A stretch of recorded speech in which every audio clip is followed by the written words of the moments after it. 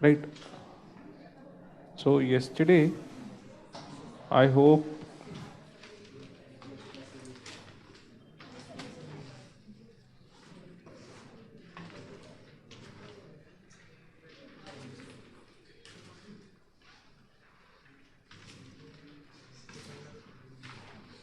हो गया. So as I said yesterday, we covered up to ISDR, right? And I think we have written the focus area and objectives of ISDR also. लिखा था, ठीक है?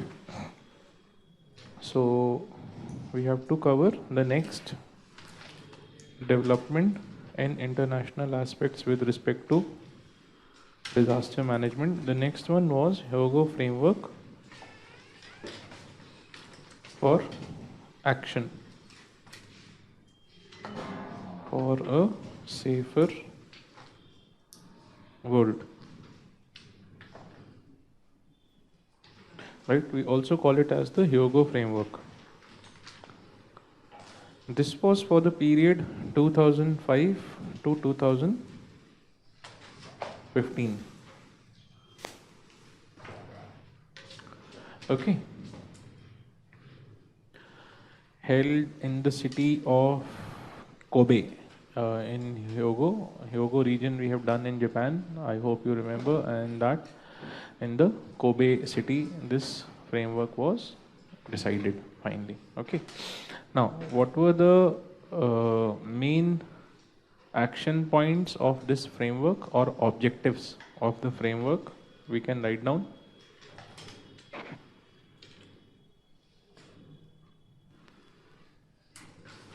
Right, action points or objectives.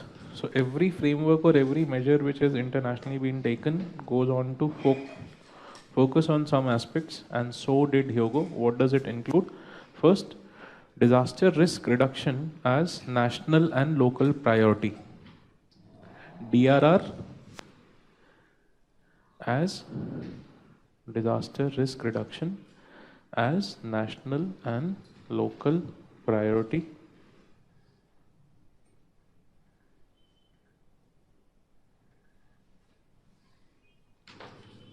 Next, identify and monitor. Identify and monitor disaster risks and enhance EWS, early warning system. Identify and monitor disaster risks. So we had to, as per this, identify which are the various types of risk that we have. What is disaster risk? We have done yesterday, right? So identify the disaster risk and then monitor them, right? Monitor them, and then how do you monitor disaster risks? By early warning systems, and hence focus on the early warning systems, all right? Then third, building a culture of safety. Building a culture of safety and resilience. Culture of safety and resilience. Culture of safety will take care of what type of vulnerability? Huh?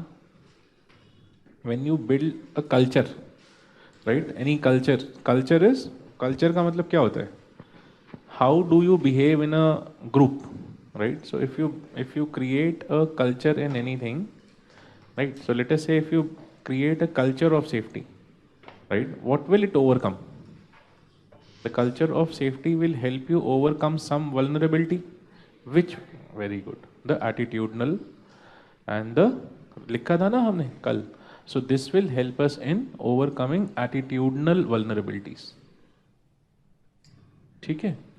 Attitudinal vulnerabilities.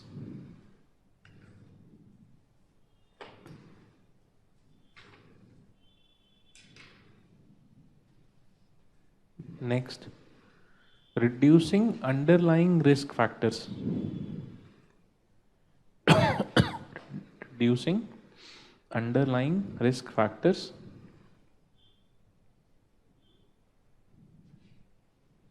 Now, what could be underlying risk factors? Organizational risk or organizational vulnerability, institutional vulnerability, physical vulnerability, economic or material vulnerability. These are the underlying risks, right? If they are not strong, you can't build upon. If you don't have material resource, if your organizational, institutional approach is not right, right? If your physical strength is missing, right? In the buildings, in the structures, in your people. So these are underlying risk. These are not something that could be taken care of in a day. You can't make your population strong in a day. You have to ensure that they are fit. You have to ensure that bylaws are adhered to. Okay, so these are underlying risks, right? Which might not directly look like a risk. You might feel, how does weak population make us, make a disaster worse? But they make because the population might not be able to act or react during a disaster. So उस समय पता चलेगा कि यार ये fit ही नहीं थे, बेचारे बचा नहीं पाए खुद को. I hope you get this. So these are underlying factors.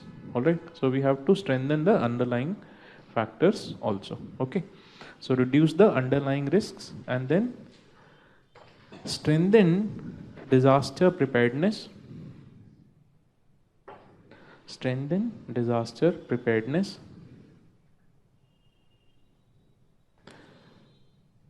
For, before you write the next word, just help me understand. Where was disaster preparedness in our understanding yesterday? Copy में देखो, mitigation. So mitigation did what? Reduced or first tried to prevent, otherwise reduce. So this is where you are trying to reduce the hazard itself. Then came preparedness. Preparedness helped us in achieving what? We have written. Increase capacity and reduce vulnerability. लिखा है ना कल? Right? Preparedness helps you in that. If you are prepared for a disaster and then a disaster happens, okay, then how will it help you? How will your preparedness help you after a disaster? It will help you in the what? सबसे पहला recovery. उसको क्या बोला था हमने? Word लिखा है, हाँ? Rescue and all is part of what? Response, right? So preparedness will ultimately help you in your response. ठीक है? The more you will be prepared, the better will be your response. Simple, right? And that's what the line says. Okay. The strengthen disaster preparedness for effective response. All right.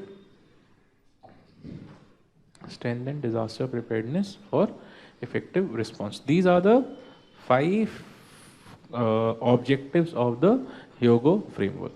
Right? This framework has also come to an end by 2015. Okay.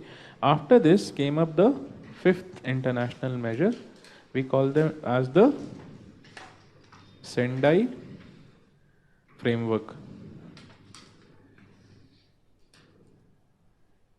for DRR. Sendai framework for disaster risk reduction. What is the time frame for this? 2015 to 2030. Okay, so this will continue almost till you will give your exam and get selected and get in the service. उसके बाद हम नया response framework आएगा. ठीक है, तो अभी आपके पास 12-13 साल है इस फ्रेमवर्क के साथ. ओके, नाउ डिसाइड कितने साल प्रिपेयर करना है.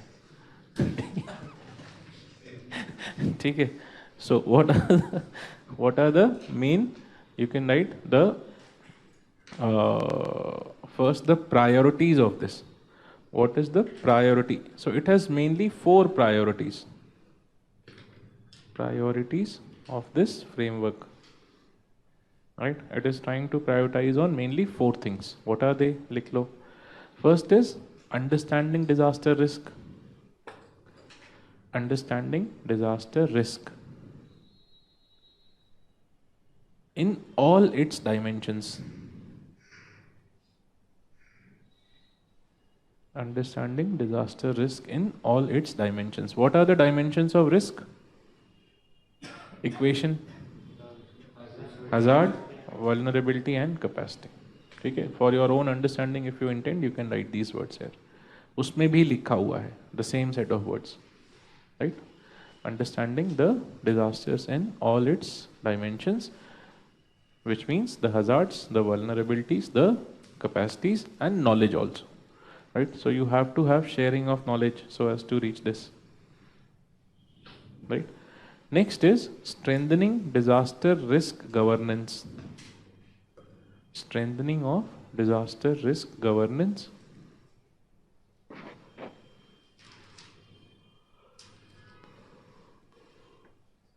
Okay.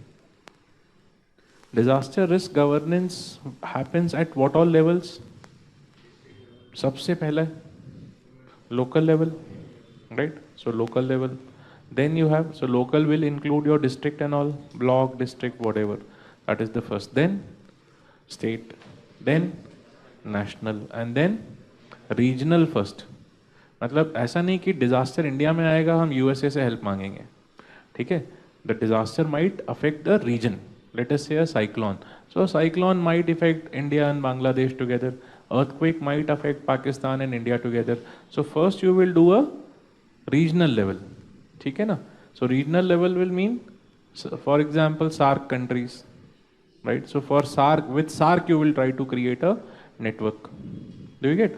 So this is what your regional, and then global level, right? Some disasters global level, such as tsunami, right? So tsunami could be generated somewhere very farther and then it can affect. Okay, so this is where, or drought. So drought can happen internationally. Africa, India, other countries might simultaneously be affected in a period of year. So we might say, okay, we have to overcome the challenge of droughts, and for that we need to do something.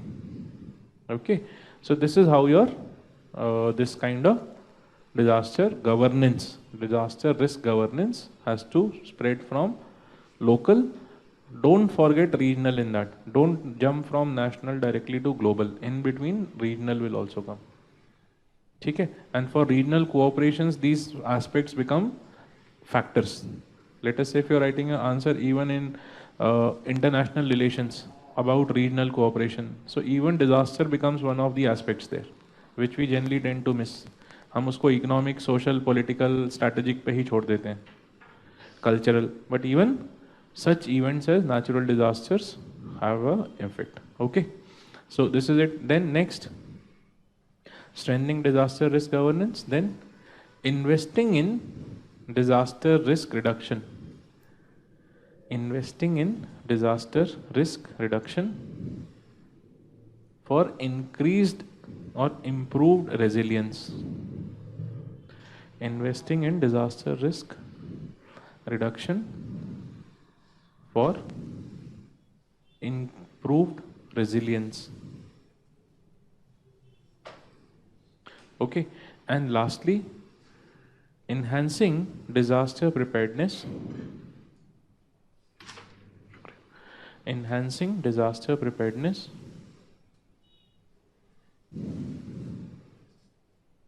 for effective response.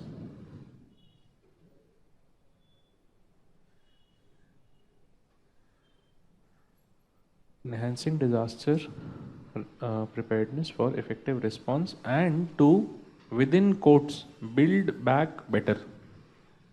And to build back better, within quotes, during recovery, rehabilitation and reconstruction. Build back better during recovery, rehabilitation and reconstruction. Okay, so these were the 4 priorities. Sendai also has 7 global targets. Global targets, right, for the period. What are the targets? We have to write the key terms of the target. Okay, so let us write down. 1. Reduce global disaster mortality. or substantially substantially reduce global disaster mortality by 2030.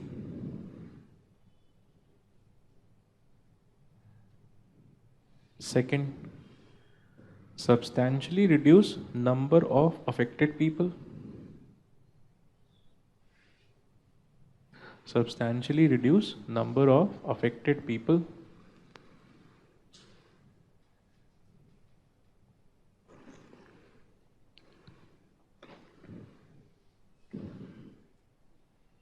Third,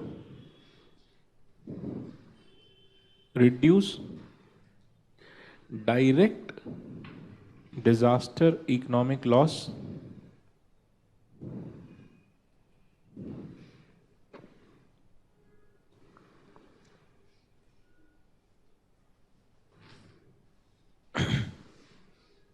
Next, substantially reduce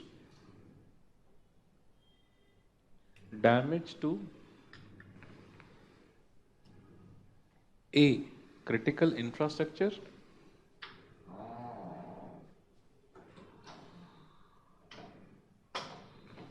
and B. basic services.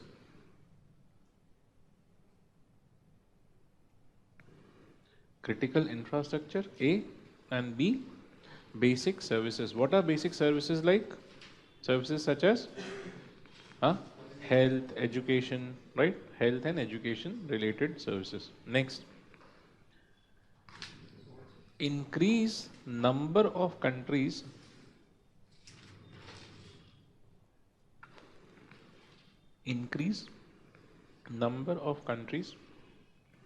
with national and local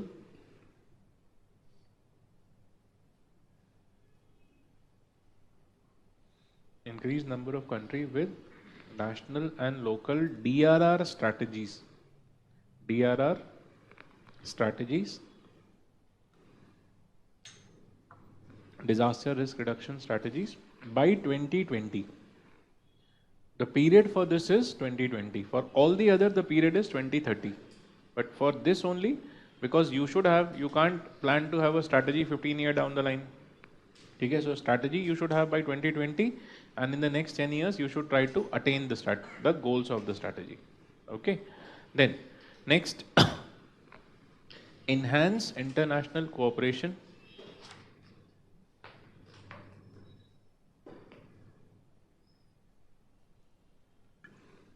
Enhance international cooperation to developing countries.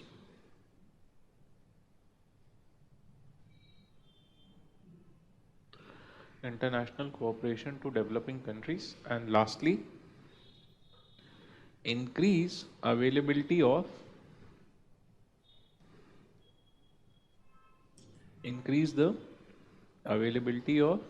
multi-hazard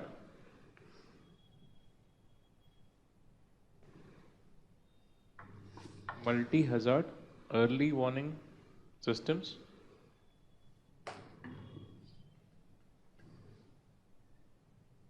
and DR information and assessment. DR information and assessment.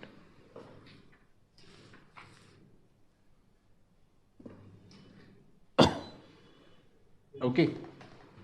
So these are the 7 goals of your Sendai, okay, which we intend to attain and which are also reflected, as we have seen yesterday, in the National Disaster Management Plan 2016. I showed you there were 3 aspects which are highlighted in that, right? So which were the 3? One was the Sendai framework, the second was the SDG, and the third was the Paris Agreement. Kal dekha tha na? So that's why you need to know what are your Sendai goals and targets, okay? Priorities and targets. So with this we come to, and this is it. I mean, there is nothing new which has happened with respect to disaster management globally, right? This is the most recent major development. So from there, after the international developments, we come to the national level disaster management related aspects. So within the country, what are the different aspects we have with respect to disaster management?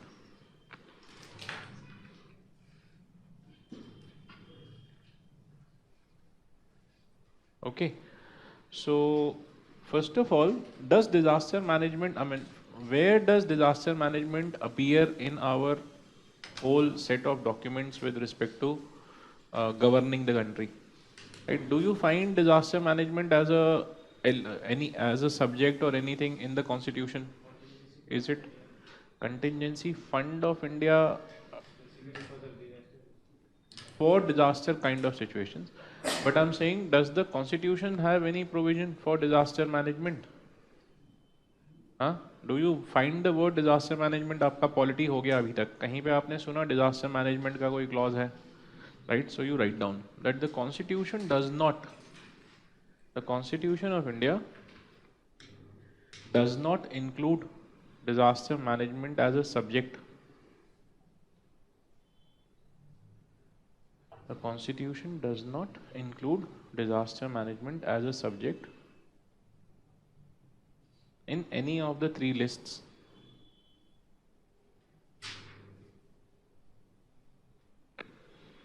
And hence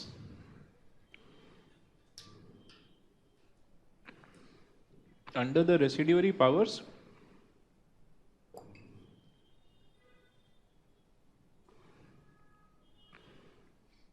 of the union list, it falls with the center.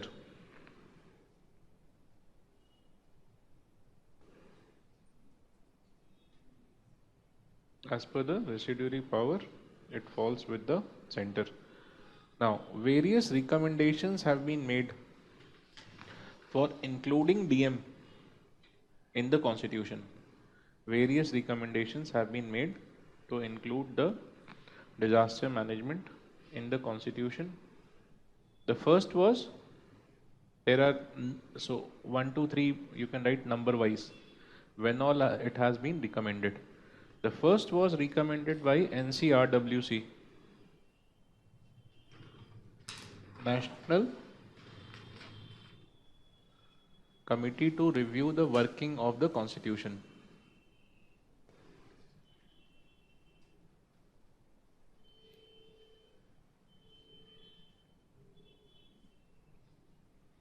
To review, National Commission to review the working of the Constitution, which suggested its inclusion in the concurrent list,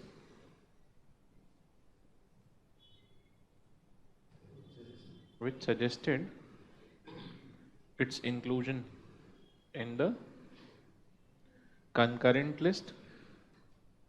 Then the second was the HPC, High Powered Committee, chaired by Shri J.C. Pant. The High Powered Committee of J.C. Pant. This also recommended the need to include DM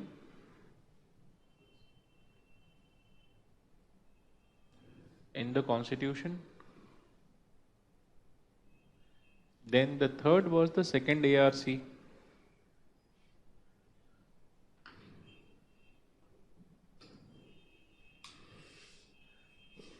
right? Second ARC has also recommended its inclusion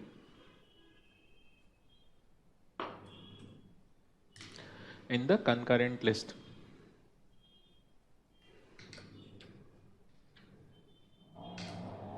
Okay, but as per now, it is still not included.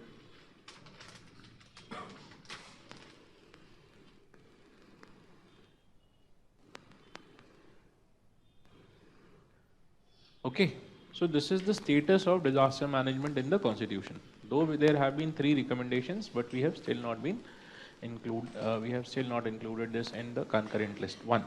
Now, second, the other set of institutional arrangements. Right, so the evolution of institutional arrangements with respect to disaster management. Right. The evolution of institutional arrangements. In this, I'll give you the chronology of how the institutions of disaster management have evolved in the country. Right. So the first is starting from the IDNDR of 1990s, starting with the IDNDR of the 1990s, starting with the IDNDR of 1990s, a permanent disaster management cell, permanent DM cell was established in the Ministry of Agriculture.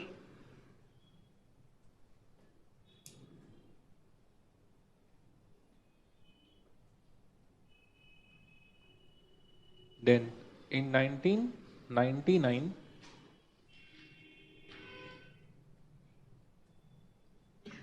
the HPC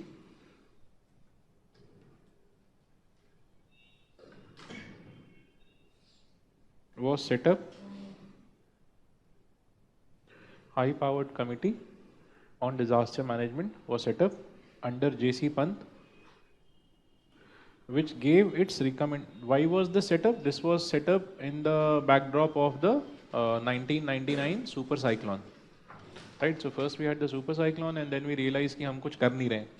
So what does the government do after any major incidents? It sets up a committee. So was this committee formed. Okay, HPC. This HPC, what did it do? It gave its recommendation by 2002. Okay, so it gave the recommendations by 2002, based on which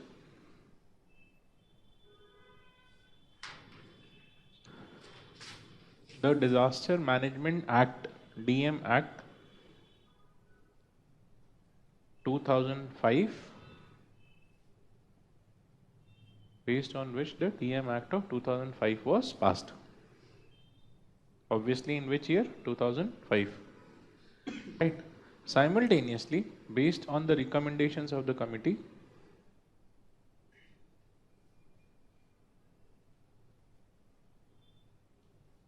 the disaster management cell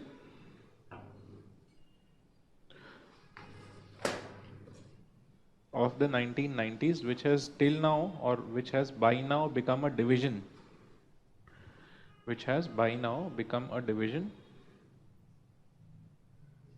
disaster management cell of the 1990s, which has by now become a division in the Ministry of Agriculture, was shifted to Ministry of Home Affairs.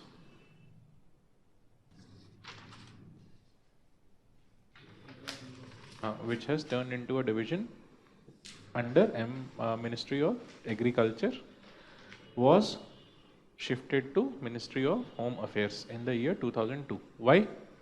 Can you think of a reason?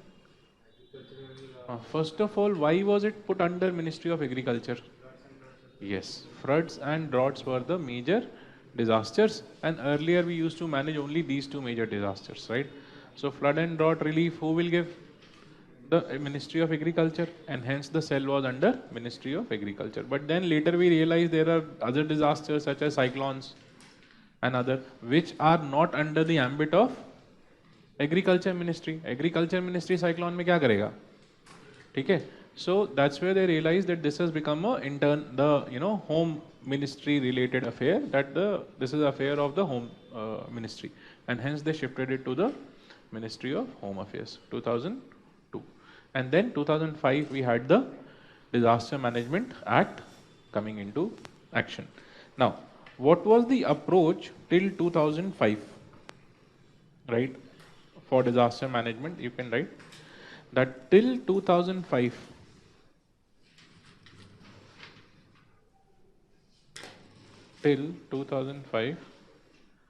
The approach to disaster management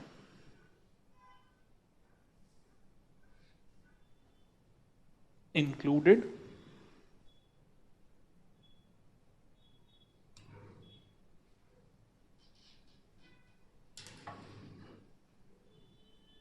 ad hoc committees such as, this is up to 2005, right? Period before 2005. It included ad hoc committees such as Cabinet Committee on Management of Natural Calamities,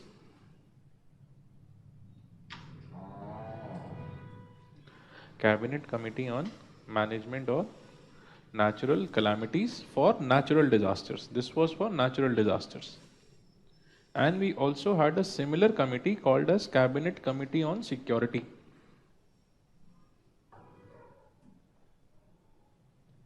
Cabinet Committee on Security.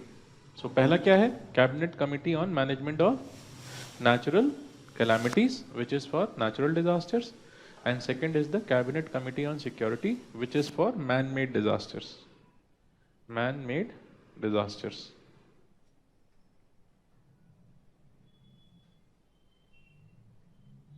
Okay, but do you think who will be the members of this? The name itself tells you. Who? The cabinet ministers, right? So this was headed by political representatives, political executive, you can say, right? Now, does the minister go and take action in the field? What will the minister do? He will draw a plan that this has happened, so ye karna hai, right? Who will do it? Huh? The permanent executive or civil servants, right? So who are the civil servants under the ministry? कौन है? Who is the head of civil services in every ministry? In every ministry, I'm saying. The secretary, right? So secretary. And who is the head of civil services in India? The cabinet secretary, right? So there was another committee, right? This was the political one. And the second committee was the National Crisis Management Committee. National Crisis Management Committee, which was a permanent executive committee. Obviously, who should head it? The cabinet secretary.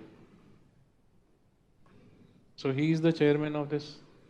And for the cabinet committees on management of natural calamity or security, who will be the head? The prime minister. Okay. So here you have the cabinet secretary as the chairman, and then the various secretaries of different ministry were the other members. Crisis management, right? And this body was the main action taking body. Main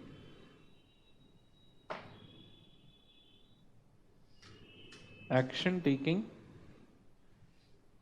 body at national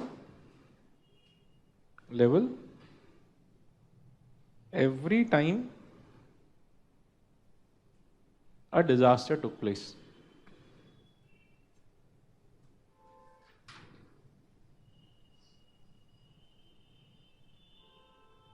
Okay.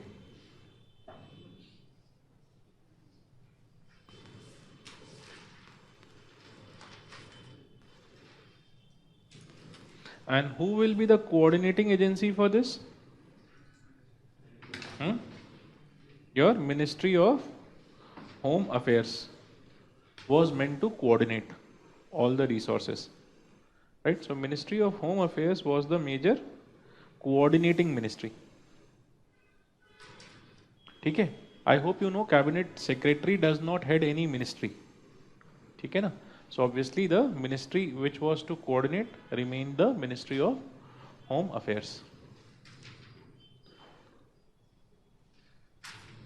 Right, which included deployment of forces, movement of goods, services, anything, any relief, whatever. So that was done by the Ministry of Home Affairs. But what we need to note here is that this approach Now, do you see any organization in this structure which is there to take care of a disaster?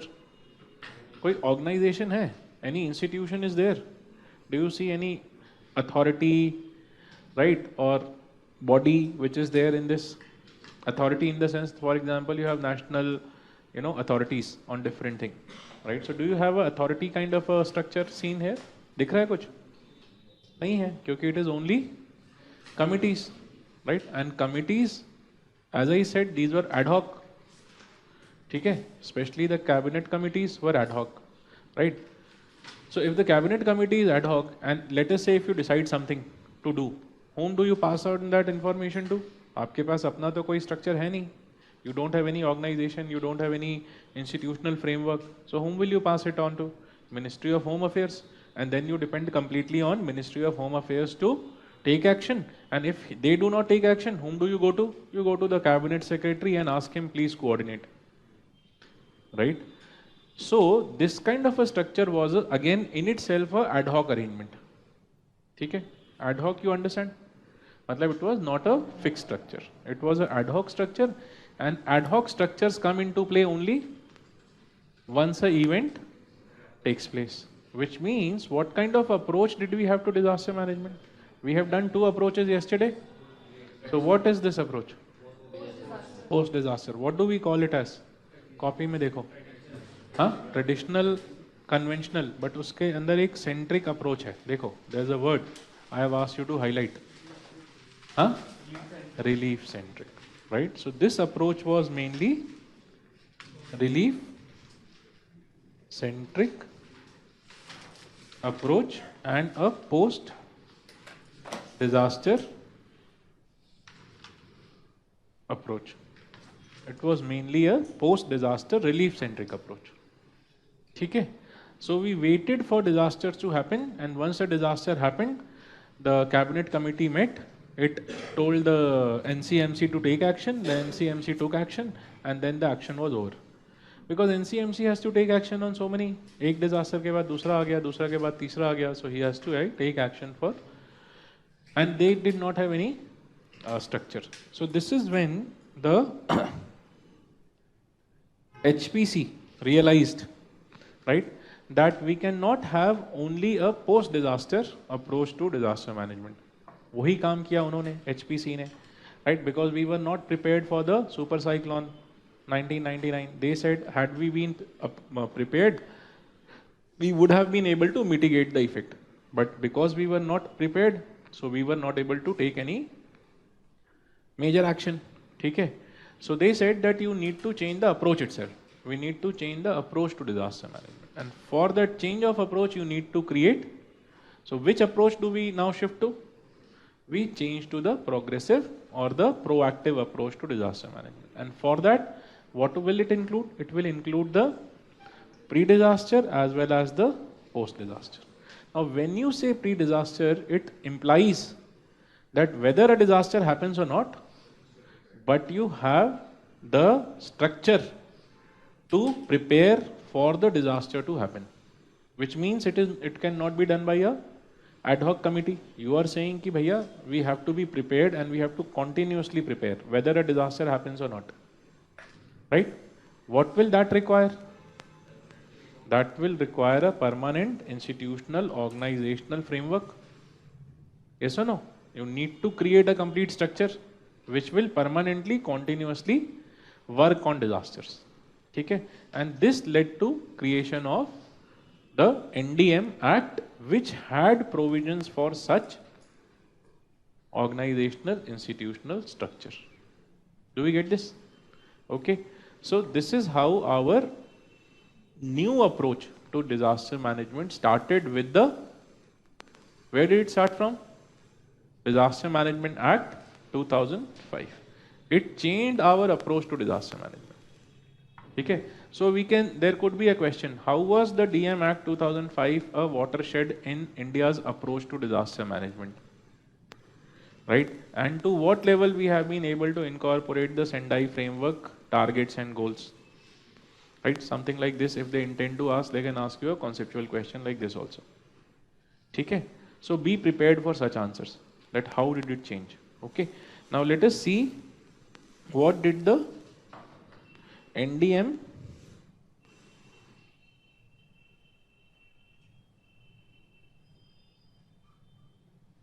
Act did with respect to disaster management in India. Right, so let me show you.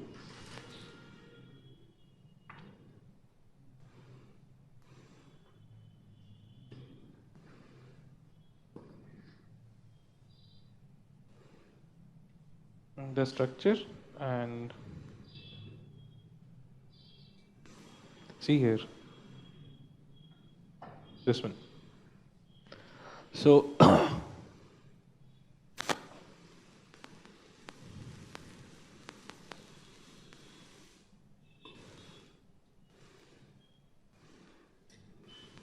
right, is it visible? Yes. So what does it read? Legal institutional framework. This is the first provision in the country having an institutional framework for disaster management, which created new institutions for disaster management. Right? So this you should somewhere note down that the DM Act created new institutions. This was the first legal framework creating new institutions for disaster management.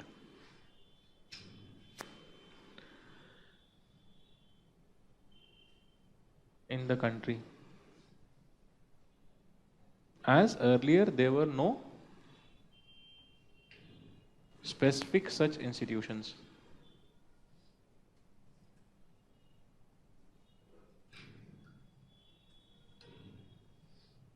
Okay, so what did the NDM Act say? It created a structure saying that, let us say there is a central level. Abhi samne dekho and try to see what does it say. So at the central level, what it did, it created a new institution called as the NDMA, National Disaster Management Authority, NDMA, right? Okay. Now, along with NDMA, so what was the aim of the NDMA and what were the goals? वो भी हम लिख लेंगे, but first let us understand the structure and then I will make you write about them.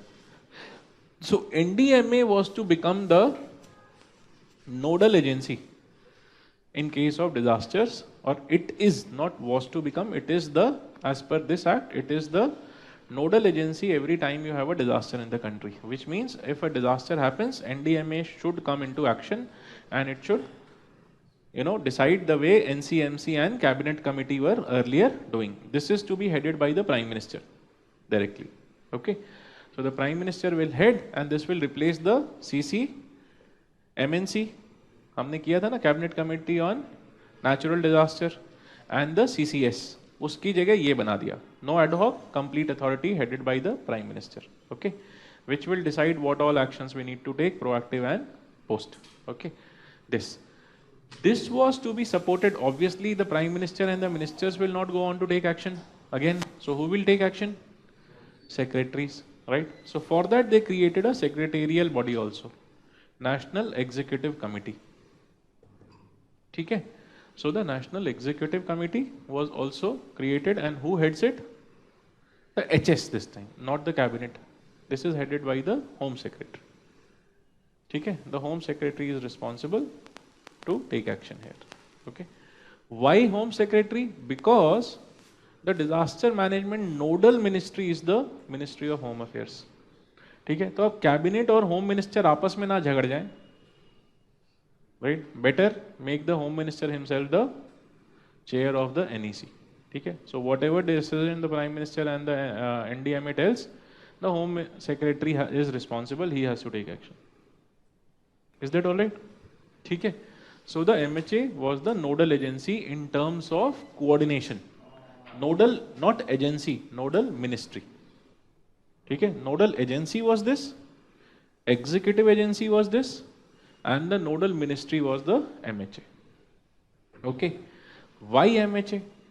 MHA because the other structures which were created along with the NDMA was the NDRF, right? National Disaster Response Force, right? So they said that the way we have paramilitary, we have military, we have police, let us also create a force for disaster management, which will only work for disaster management, right? What will we call that force as? The NDRF. Okay? So this was for the first time in the world that you have a specific force only dedicated to disaster management. No other country in the world has a specific force dedicated to disaster management. Why? Why is it so? India is one of the most disaster prone countries in the world. Okay? There are two factors for that. One, the geographical factors. We have all kind of geographical conditions in the country, right? Starting from snow-covered regions to flood regions, to drought regions, to cyclone regions, to tsunami regions, earthquake-prone. Name any disaster and we have it. Okay? If that was not enough, we have neighbors to increase our man-made disaster potential. Okay? Nuclear disaster, biological disaster, chemical disasters. Okay? Industrial action also goes on to increase some of them, such as biological and chemical disasters. Okay? And to top on that, we have the densest population. We have not let any region without people. ठीक है? तो कहीं पे थोड़ा सा भी कुछ हिल जाए तो 150 मर जाते हैं. ठीक है? एक ब्रिज भी गिर गया रेलवे स्टेशन पे तो भी 150-200 निपट जाते हैं. ठीक है? So this is the right? So this is the population related aspect, that we have a very huge population density. I might sound ironical, but ऐसा है यार, अब कंट्री हमारा ऐसा ही है, इतने लोग ही हैं, including me. You never know मैं किस बार निपट जाऊं. ठीक है? हो सकता है कभी रेलवे ब्रिज पे जाते जाते पता चला मेट्रो या रेलवे का ब्रिज गिरा है. ठीक है? नेक्स्ट क्लास में दूसरे सर आ गए पढ़ाने के लिए. ठीक है? बट थैंकफुली आज लास्ट क्लास है आपका बैच में, तो आपके साथ तो ऐसा मेरे वाला केस में नहीं होगा. Okay, so anyways moving beyond. So I hope you understand that why did we decide? Yeah, there. MHA, Ministry of Home Affairs is going to tell NDMA? No. NDMA? No. MHA is the coordinating nodal ministry. Now I'll tell you what does this mean. Okay? There is a nodal agency and there is a nodal ministry. I'll tell you why we have a nodal agency and ministry separate. Right? In a moment you will understand. But the NDRF was supposed to be under the NDMA. It is not under Ministry of Home Affairs. NDRF is directly under NDMA. Okay? And then the other body you have one more body. What will the NDRF do? Every time a disaster will take place, they will be deployed. They will go there and they will take actions and they will save the people. Okay? This is what they assume that this group will do. Okay. Now, the second body was the NIDM, right? Another body created under this was NIDM, National Institute for Disaster Management. This was more of a research and training wing, right? Research, training, and documentation kind of event. So they were supposed to prepare documents, do the research, collect the information, and provide the training. National Institute of Disaster Management, NIDM. ठीक है? जैसा आपका agriculture में you have the universities, what do? They do the research, they do the training, but they do not act in the field. ठीक है? So same ways here also you have the NIDM which will do the research, training, prepare document, policy, सब कुछ ये बनाएंगे. Right? So it will be full of scholars, right, who will do all this action. NIDM. Okay, now after this we come to the next level. Then you have the second level, state. At the state, it replicated the structure, right? So it said, just like the center, at the state also we should have all these bodies. So what will be the biggest body here? I'll come. What will be the biggest body? The SDMA. Then the executives, headed by the, वहाँ पे कौन है? हाँ? Chief Secretary, not cabinet. State में you have Chief Secretary. So Chief Secretary will head it. Okay. Then what will the other bodies be? Here also though it doesn't show here, But here also the SDRF is expected to be there. SDRF, State Disaster Response Force. Okay, State Disaster Response Force. And then at this level they did not propose any NIDM और SIDM, क्योंकि हर एक state को अपना research नहीं करना है. NIDM itself can do the research and help. And the other benefit that the NIDM has, it can pick information from different regions and pick up the best practice. State अपने आप में करेगा तो they might not coordinate, but if NIDM does it, it can coordinate from different regions and do the whole thing. Okay, so this is this thing. Then at the district level, the nodal agency becomes the DMD, Disaster Management Department, right? DMD, which mostly is under the Ministry of Revenue or Revenue Department of the state. Under the Revenue Department of the state, right? DMD which coordinates. Why? Disaster आया तो सबसे ज़्यादा आपको क्या चाहिए? पैसा. Who will allocate? The Revenue Department, and hence the Revenue Department was the nodal agency to release the revenue in case of a disaster. ठीक है? Right? And then from there you come to the level of, अब third level क्या है? The third level will be the district level. You have done at central level, you have done at state level. Third level is district. So at the district level, you don't have political executives, right? Because they are representing in the parliament and the state. यहाँ district level पे तो आपका political executive वैसा नहीं होता ना, you have representatives, right? So there the action taking body becomes the district administration, okay? And district administration is having the equivalent in the form of DDMA, District Disaster Management Authority. So disaster management authorities were envisaged at all the three levels, right? National, state and district. Okay. Now, does the DDMA also require a district disaster response force? मतलब हर एक district में हमें response force बनाना चाहिए. क्या करेंगे वो? पता चला 10 साल तक कोई डिजास्टर नहीं आया. ठीक है. So it is illogical to create a, and hence it was not there, not proposed. So there are district level disaster response forces not proposed. All right. So this is the structure, and then below them you have the panchayat and the municipal bodies in the district who are supposed to coordinate with the local community. Okay, so this kind of a structure the Disaster Management Act proposed, and it led to creation of also this structure to some level. What was created out of this? Now, before I tell you what was created, it will be better we write down a few lines about their roles, right? हाँ? NIDM भी NDMA के अंदर आया. देखो ये जितना भी structure हमने किया अभी तक वो सबका सब आएगा इसी के अंदर. ठीक है. NIDM, NEC, DDMA यहाँ तक. Let me rub that and draw it again for you.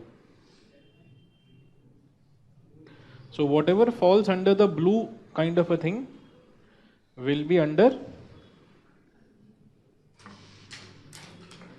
this whole thing is the new structure. NIDM, NDRF, SDMA, DDMA, NDMA and your NEC and SEC. These are all new structures, right? None of them are old. They are all created by the Act and they are all to fall under the NDMA. Okay. Coordination can be done by other bodies also, but they are new structures. Whereas MHA, DMD, district administration, state and government, they were pre-existing. ठीक है ना? The red ones were pre-existing, all these bodies. Only the ones which are in that box were created by the Act. SDMA का full form head कौन होना चाहिए? उसका prime minister है तो चीफ मिनिस्टर. और DDMA का डिस्ट्रिक्ट मजिस्ट्रेट. ठीक है, this is the structure. So let us write about them slightly, one line for all of them. Okay, and so what is the NDMA? बोलो बोलो, अंतर क्या है? The red ones were already existing before the act, right? And only the one which is in the enclosed area were the ones created exclusively by NDM Act 2005. Act ने बस यही बनाया है. ठीक है, coordination हो सकता है, that's okay. Pre-existing and new coordination might be there. Okay, now let us write about them. First is NDMA. What does the NDMA do? So it is the apex body under the PM. Apex body under PM. I will cut grammar from the statements. You add wherever you want. Okay. Apex body under PM. Responsibilities. A. Laying down policy, plans and guidelines. Laying down policies, plans and guidelines for DM.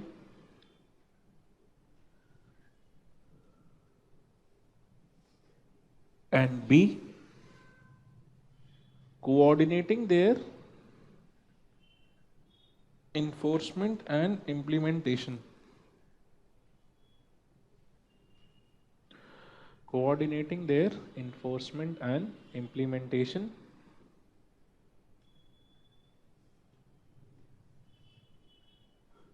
throughout the country.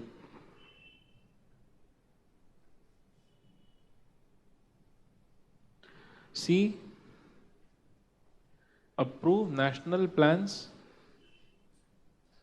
Approve national plans.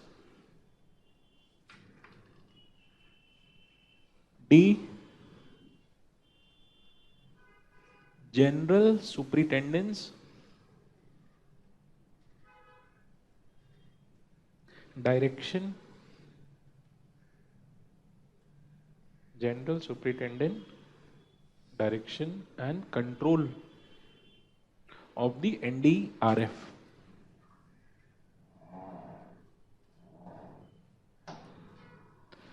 Okay, so these are the role of the NDMA.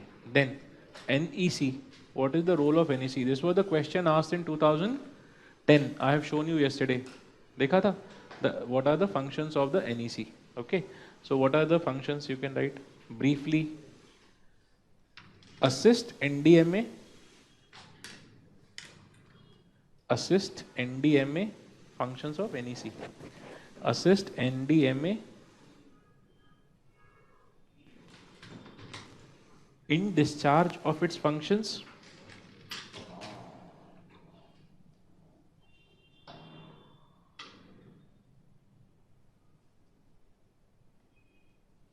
Assist NDMA in discharge of its function. 2 or B. Ensure compliance of directions of central government. Ensure compliance of directions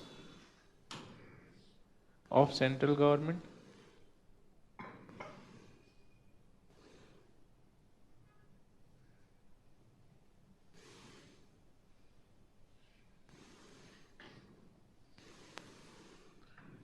Responsible to prepare national plan.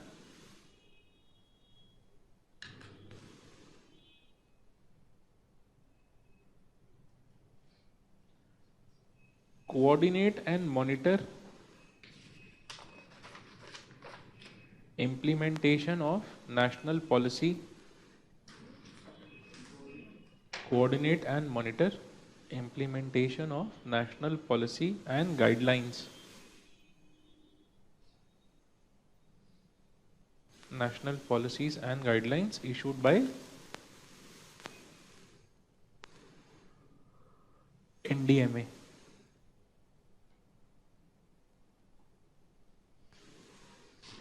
Right, what is the role of MHA? Third, MHA. overall responsibility of DM.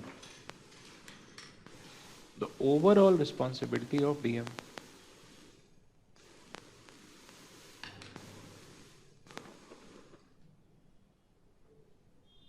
Right? But for specific disasters,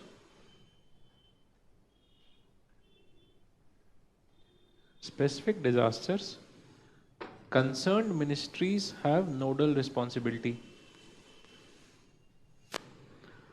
Specific disasters, concerned ministries have nodal responsibilities, such as drought and flood will fall under whom? Ministry of Agriculture. Epidemic and biological disasters, flood and drought, Ministry of Agriculture. Epidemic and biological disaster, Ministry of Public Health. ठीक है? Health and Family Welfare, Ministry of Health and Family Welfare. Then chemical disasters,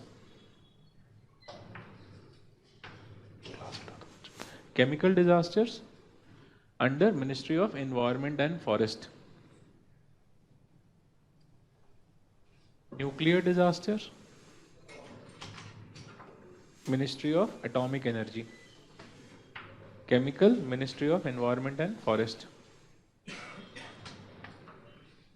Railway accidents, Ministry of Railway, obviously. Okay, so this is how various responsibilities have further been divided. Nodal ministries. Nuclear कौन होगा? Atomic energy. ठीक है? Biological, health and public welfare or family welfare. ठीक है? So this is how the various ministries are there. Then comes NIDM. What is the role of NIDM? सबके role के बारे में you should have some lines in your copy, right? So NIDM, its objectives are, or its aims or goals are: 1, human resource development,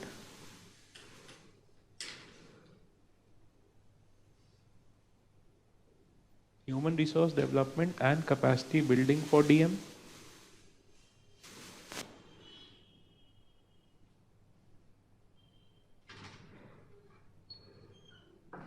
Design, develop and implement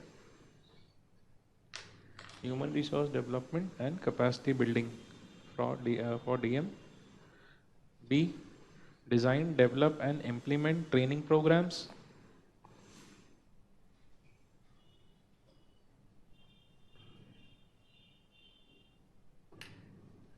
Undertake research,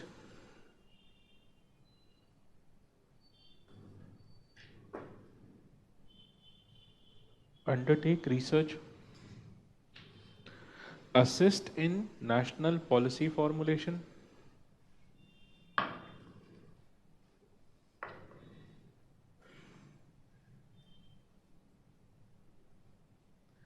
assist other research and training institutes,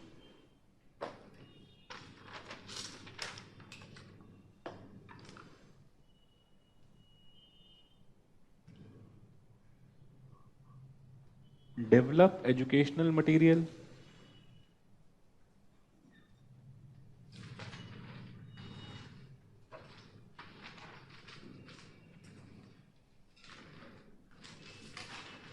increase awareness amongst stakeholders,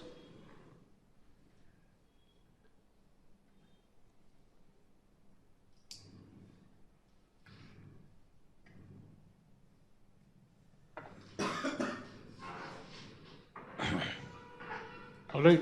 So these are all the various functions of the NIDM, right? Then you come to NDRF, National Disaster Response Force. It is a specialized force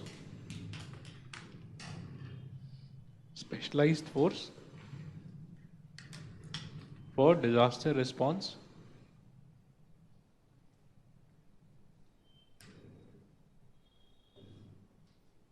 under the control of NDMA.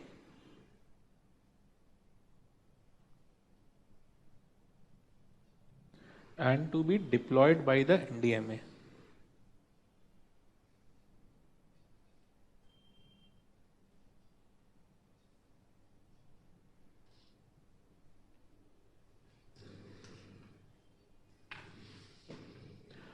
Okay, good.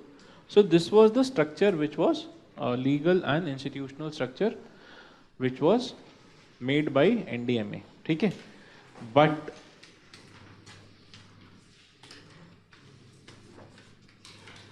this structure that was formulated, or this structure as it was envisaged. By the way, I want you to understand the reason why this structure is not fully implemented. I'll give you an example which will make it easier for you to understand. Once we had the Constitution of India, right? When did we have it? 19? कब हुआ था? When did we give to ourselves? 1949? कब? याद है ना? Right? So we the people of India give to ourselves. याद है? Once we gave to ourselves that constitution, at that very moment did we have all the structures and institutions envisaged in the constitution in action? हाँ? Parliament क्या था उसके पहले?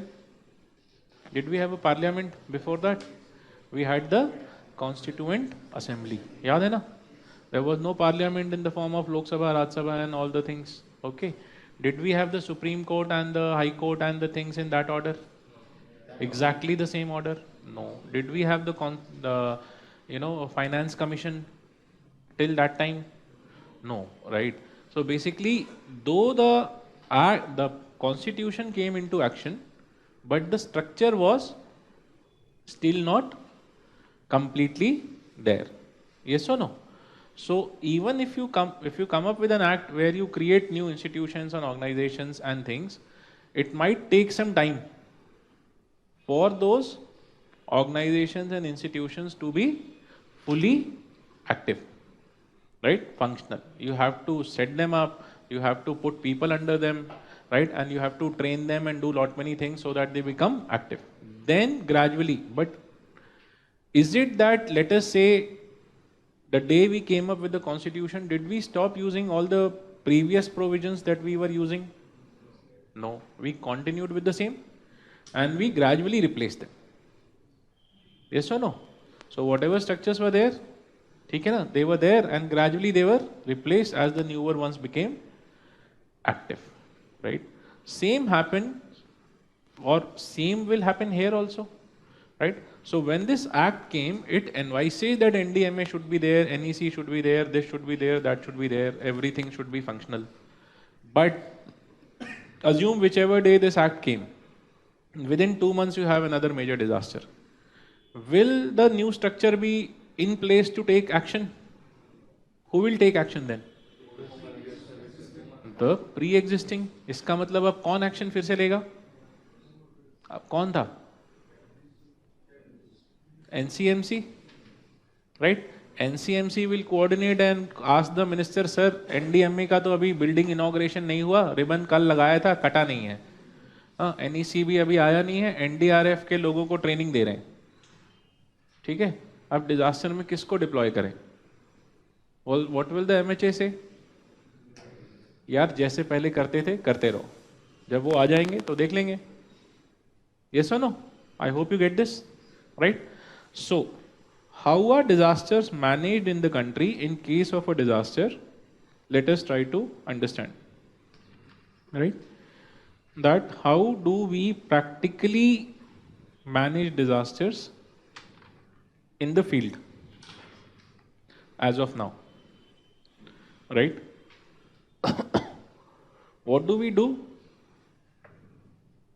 We do something like this for every disaster which takes place till now. Why?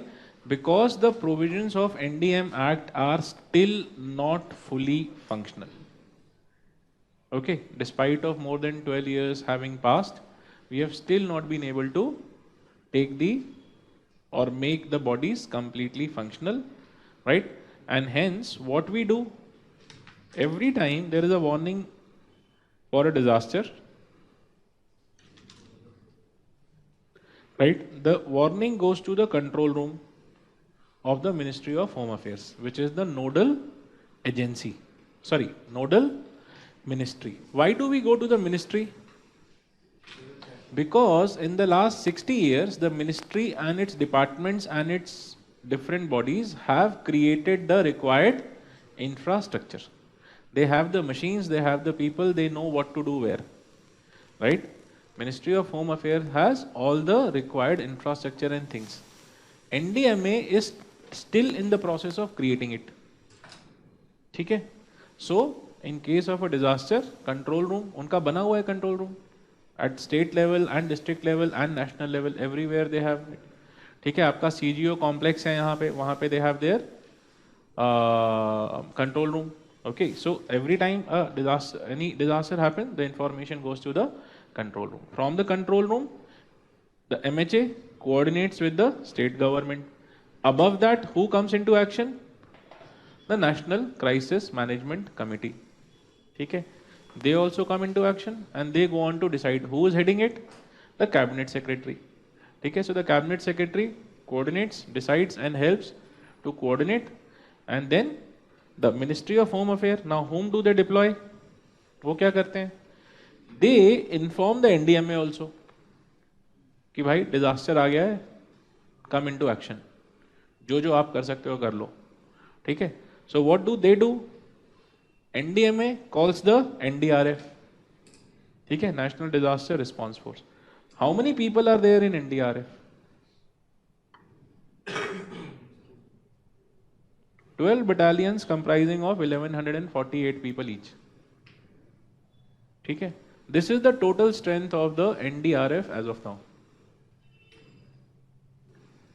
Okay, कितने लोग हुए? हाँ? Nearly 14,000. 14,000 people distributed in the whole country. How many states we have? Right? So in 2 states we have 1,000. हाँ? SDRF अभी बताते हैं. Wait करो. पहले NDRF समझो. SDRF तक तो पहुंचे ही नहीं अभी. ठीक है? So NDRF has these many people. Where all are they deployed? That also you see. Ab see here. Right? Now see this. The NDRF is deployed in all these places as of now. Okay? So you have it in Bathinda and you have it in Greater Noida. Now assume a flood comes in Uttarakashi. Okay? Kedarnath kind. The Home Ministry comes to know flood aa gaya. What will they do? They will tell the unit in Bathinda and Greater Noida, flood aaya hua hai, jana hai. How much time will it take for the NDRF to go from Greater Noida to Uttarakhand? हाँ? 8-10 घंटे? 1 hour? By flight, provided you can drop. ठीक है? And if flight availability is not there, let us say there are regions where you can't drop. हाँ? तो क्या? हाँ? हाँ, चलो हेलीकॉप्टर से ले जाएंगे. अगर रोड से गया तो 7-8-10 घंटा लग गया. ठीक है ना? वो बोलेगा यार सर 10 घंटे में हम जाएंगे, 10 घंटे में वो भी इधर आ जाएंगे. So there is no point going all the way. Let us wait here itself. Once they reach, then we will save whoever can be saved. ठीक है ना? So I hope you understand the challenge here. Okay. So the ministry will say, अच्छा देखो उसके आसपास में कोई अपना है who can take action. They will say, yes sir, as he said, sir, if we send from Bathinda and Greater Noida, it might take 2 to 3 hours by flight, provided we can arrange that. But nearby there is an army camp. है ना? In India, thankfully, there is no place where you don't have an army camp in the reach of a few hundred, kilometers. हो सकता है 10-20 kilometre पे army वाले बैठे हों. हाँ. And sir, last time we have also deployed the CRPF. वहाँ झगड़ा वगड़ा हो रहा था, तो वो भी वहीं बैठे हैं. है ना? So what will the ministry say? Forget the NDRF, send the army and send the CRPF. ठीक है ना, उनको भेज दो, बचा लाएंगे जितने भी बच गए. By the time NDRF will reach, the ones who had to be rescued would have been rescued. You get it? So do you understand the challenge? The challenge is we are such a big country that deploying the response force in a very timely manner becomes challenging, and you already have alternatives. So if you have alternative, you can't wait. Why? Because every minute you waste could cost you a few lives. Because rescue is the first thing that you do. NDRF does this only. They do not do rehabilitation to start with. They will go and rescue. Okay? So what does the ministry do in that case? अब वापस ministry के diagram पे आ जाओ. This one. So what will the ministry do? The ministry will ask the NDMA to deploy NDRF if they can, good enough, but they will not wait for. The ministry in the meantime will deploy the CAPF and other forces. ठीक है? It will also talk to the NCMC. The cabinet secretary will talk to the defense secretary and he will say अगर आपका कोई cantonment है, send people. ठीक है? The cabinet secretary can do that, right? Because it is not under the home ministry. Home minister की बात नहीं सुनेगा defense, but cabinet की he will. ठीक है ना? So this becomes easy to coordinate. Do we get this? So the deployment of CAPF as well as NDRF, both will simultaneously take place. The other things, NDMA will coordinate through SDMA and DDMA, because the structure for NDMA is this only. NDMA can only coordinate through them, but the Ministry of Home Affairs can coordinate through nodal disaster management and relief departments of the states. They will not call the SDMA office, right? Why? Because in many states the SDMA office is still not made. Okay? At many states we still do not have a functional SDMA. Office allocation भी नहीं हुआ है कई जगहों पे. ठीक है? अब SDMA ही नहीं बना तो SDRF का क्या status होगा? You must understand yourself. Does that answer your question, dear? हाँ? SDMA ही नहीं है तो SDRF किसके अंदर आएगा? ठीक है? So SDRF भी नहीं है. ठीक है? So obviously you will not wait. So what do they do?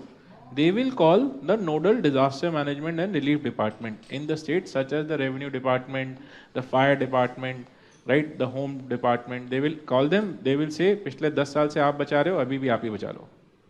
ठीक है? When SDMA will become active, then they will take action. Why are they not active? Because you will gradually understand why they are not active. Okay? But I hope you understand. So from this, now who will the nodal disaster management of the state, whom will they call? They will call the, ये देखो, fire service, the state police, ठीक है, and also other supports, right? So they can have all these support. SDMA और NDMA के पास वो नहीं है, so they will put all of these into action, and the state ministry will also call the district administration and ask them to take action. ठीक है? So the district administration will also be pushed by this. So basically what you have is that presently there are two parallel structures in case of a disaster. One, the old structure, and the other is the new gradually developing structure. ठीक है? In India we have still two simultaneous bodies or parallel bodies taking care of the disaster, the old as well as the new. समझ में आया? Now, what was the approach of the old? Relief centric. What is the approach of the new? Which is stronger in the two? आपको क्या लग रहा है? New one is stronger. Is the new one able to take care? No. Had it been able to take care, there was no need to call the old. So which is the stronger one? Huh? That's what I'm saying. तो मान लो आपके दिल में इच्छा है. For example, two of you, right? Both, one becomes an IAS, you don't become an IAS. Let us say, अच्छा तुम नहीं यार, वहां पे कोई है, ठीक है. So one becomes an IS, the other doesn't become an IS. One has the willingness, but he doesn't become, right? The one who become doesn't have the willingness. ठीक है. तो what what will happen to the work? काम होगा, ठीक है. जो है वो willingness नहीं है, और जिसमें willingness है उसके पास power नहीं है. I hope you get it. So what is the approach of disaster management in the country right now? Predominantly relief centric. ठीक है. Though the act envisages proactive, but in de facto, एक होता है de jure and the other is de facto. What is the de jure approach? Proactive. What is the de facto approach? Relief centric. Do you get this? This is the disaster management thing which is broadly taking place in the country. Okay, this is how we are approaching it. Now, which are the structures? So if you see national disaster management structure of India, present structure, the present structure is a overlapping structure. ठीक है, it's a overlap of the, देखो क्या क्या है इसमें, you can see for yourself. It's a overlap of the NDMA, right? Then the NIDM, National Response Force, ठीक है. Then the SDMA, SEC, then the DDMA, right? And this kind of a national disaster response and mitigation services भी नहीं है. So this is the one part. Okay. And what is the active part? You have the Cabinet Committee on Natural Calamities. ठीक है. You have the Cabinet Committee on Security, right? You also have the NCMC. ठीक है. Then you have, देखो ये रहा NCMC. Okay. Then you have the MHA, Ministries, Armed Force, Central Paramilitary, Home Guard, Civil Defense, NCC, सबको लगा देते हैं. ठीक है. Okay. Local authorities, state bodies, ठीक है, state police, fire service, we deploy all of them in case of a disaster. So can you see there is an overlap? दिख रहा है, right?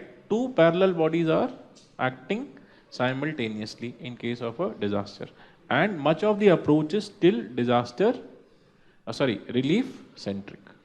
All right, ठीक है. So let us proceed further and try to understand why the NDMA or National Disaster Management Act 2005 has not been fully implemented. Okay, let us try to understand that. Okay, so यहाँ तक समझ में आ गया? Can I assume? So what have you written in your copy? That despite of the NDM Act being in place,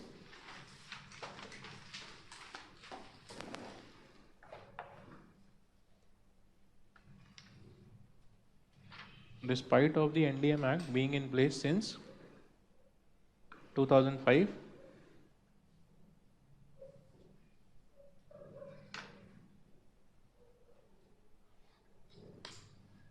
presently there is a overlapping set of structures.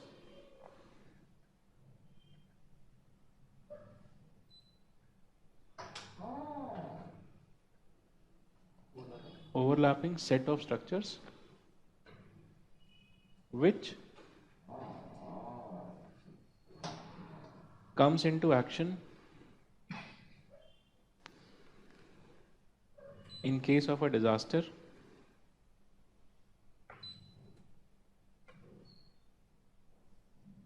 This overlap is between one, the NCMC and the MHA headed bodies, the NCMC and the MHA coordinated bodies, and two, the NDMA coordinated bodies as per the act of NCMC वाला जो लिखा है NCMC and the MHA coordinated bodies as per the provisions, there you just add this one line, the NCMC and the MHA coordinated bodies as per the provisions which existed before the NDM Act 2005. NCMC and the MHA coordinated bodies as per the provisions which existed before the NDM Act 2005. And second, the NDMA coordinated bodies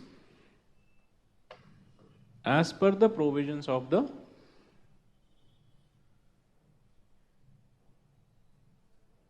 NDM Act of 2005. NDM Act 2005. ठीक है? So one provision was for before and the other is after, and both of them are overlapping. Which is stronger? Still the previous approach is stronger. Why? Now let us understand. Why is so the second question is, why is the NDMA not fully operational? ठीक है? Why is the NDM Act 2005 provisions not fully operational? Right?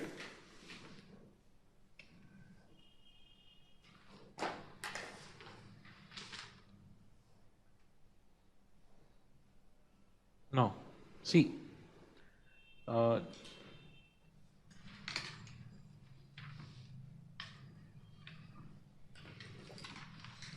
as per this Act, NDM Act 2005, the approach is proactive,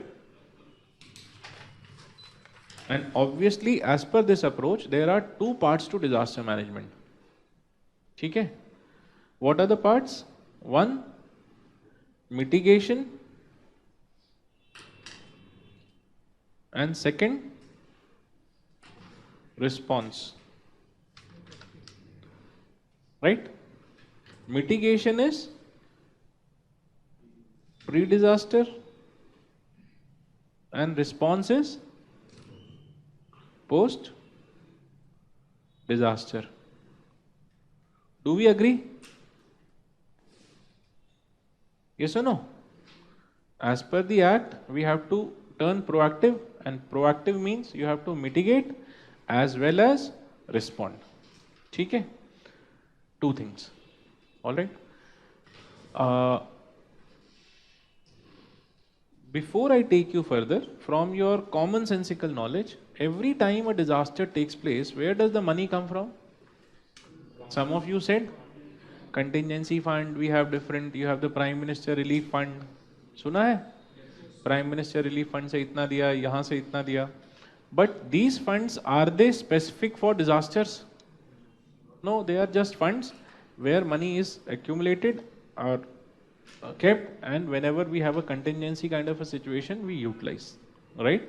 And every time you utilize or allocate that money, you have to get a sanction, approval. Bina approval ke you can't take money out of it. I hope you get this. This is one type of funds in the country. Which are the other type of fund? For example, you have the consolidated fund, right? On the consolidated fund, there are some charges which are fixed and automatically. You don't have to take approval there. है ना? Those funds are derived from it, right? Automatically. You don't have to get it approved every time. ठीक है ना? I hope we are aware of this. And where does the money come in that fund from? हाँ? कहाँ से आता है? Who allocates?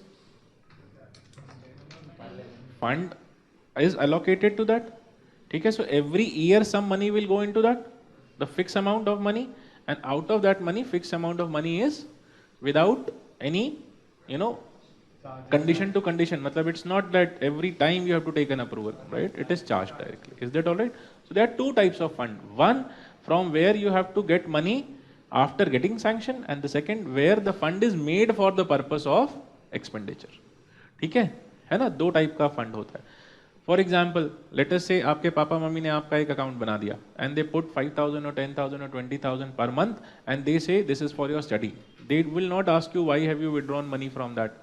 But if your father has given you his check, signed check, right, और आप चुपचाप से उसको डाल करके 2 लाख रुपया निकाल लो, तो पापा क्या बोलेंगे? क्यों निकाला? बोलेंगे ही नहीं, आ जाएंगे, है ना, या बुला लेंगे, है ना, ठीक है, या हो सकता है बैंक मैनेजर ही पापा को फोन कर दे कि आपका बेटा ने कुछ तो घपला किया है, या बेटी ने।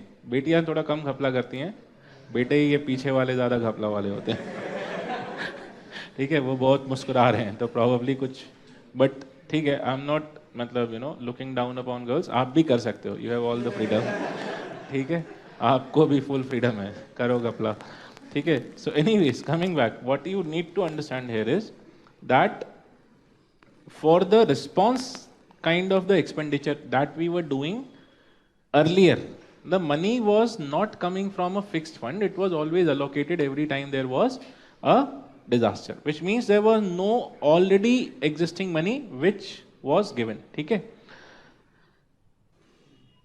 one, right? But once you talk of mitigation, okay, like this, suppose you have to do mitigation. Now please understand what I'm trying to say here. If you have to do mitigation, will you wait for the disaster? Okay, which means the fund has to be there and the fund should have money, and from that money you do the mitigation, which means you prevent or reduce the possibility of the event and you do the next thing along with mitigation, which is preparedness. ठीक है ना? Right? Preparedness. So you mitigate and prepare from this on one side, and this is independent of disaster, right? You will here not wait for the disaster to come. So you have to continuously do this expenditure, right? And response, once a disaster happens, that's when you need to take money out of your response thing. The NDM Act 2005 made two funds, or made provisions for two funds, did not make. The act never makes a fund. The fund has to be made by the authority. The act will only have a provision for the fund, that this fund should be created. Okay. NDM Act also created two funds. NDMF, National Disaster Mitigation Fund, and NDRF, National Disaster Response Fund. ये NDRF उसी NDRF के जैसा ही sound कर रहा है, but there are two things, one is fund, the other is force. Okay, so the NDM act had provisions और has provisions for two funds, NDMF and NDRF, ठीक है। And where will the money come to these funds from, that also provision is there in the act. What does it से? The Finance Commission will allocate fund to this every year, right? So the Finance Commission's allocation has to be there to this fund. What does that mean? This means that as per this act, there should be two funds, one for mitigation, one for response, and in both the funds, money will automatically be credited by the Finance Commission. Okay. Now, I hope all of you understand that for taking any action, you always require funds. बिना पैसा का you can't take action. Yes or no? ठीक है, I'm not saying as an administrator you should take action only once you get पैसा. All I'm saying is for taking those actions also, you need पैसा, right? है ना? और आप में से कुछ ये सब बहुत जल्दी समझ जाते हैं, ठीक है? So मतलब मेरा सेंटेंस हाफ खत्म होता है और आप मुस्कुराना शुरू हो जाते हो, as if you understand the intention. Okay, so what it means is that for any action you require, in the government also you require fund. The problem is that the government has till now created only NDRF, right? NDMF is still not created.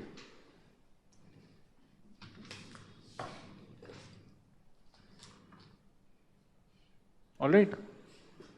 So as per the present status, the NDMF, National Disaster Mitigation Fund, is still not created, and the NDRF is the only fund which is created. Okay, now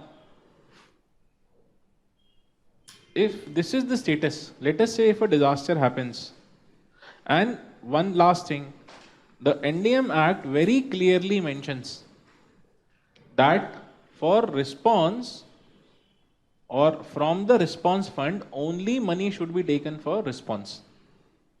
Right? From the response fund, money should be taken out only for response activities, not for any other activities. Similarly, from mitigation fund, money should only be taken for mitigation activity. This also they have clearly mentioned. ऐसा नहीं कि extra पैसा है तो response में से mitigation को दे देंगे, नहीं. Response का money only for response and mitigation का money only for mitigation. I hope you understand this. Now, who will suffer in this case?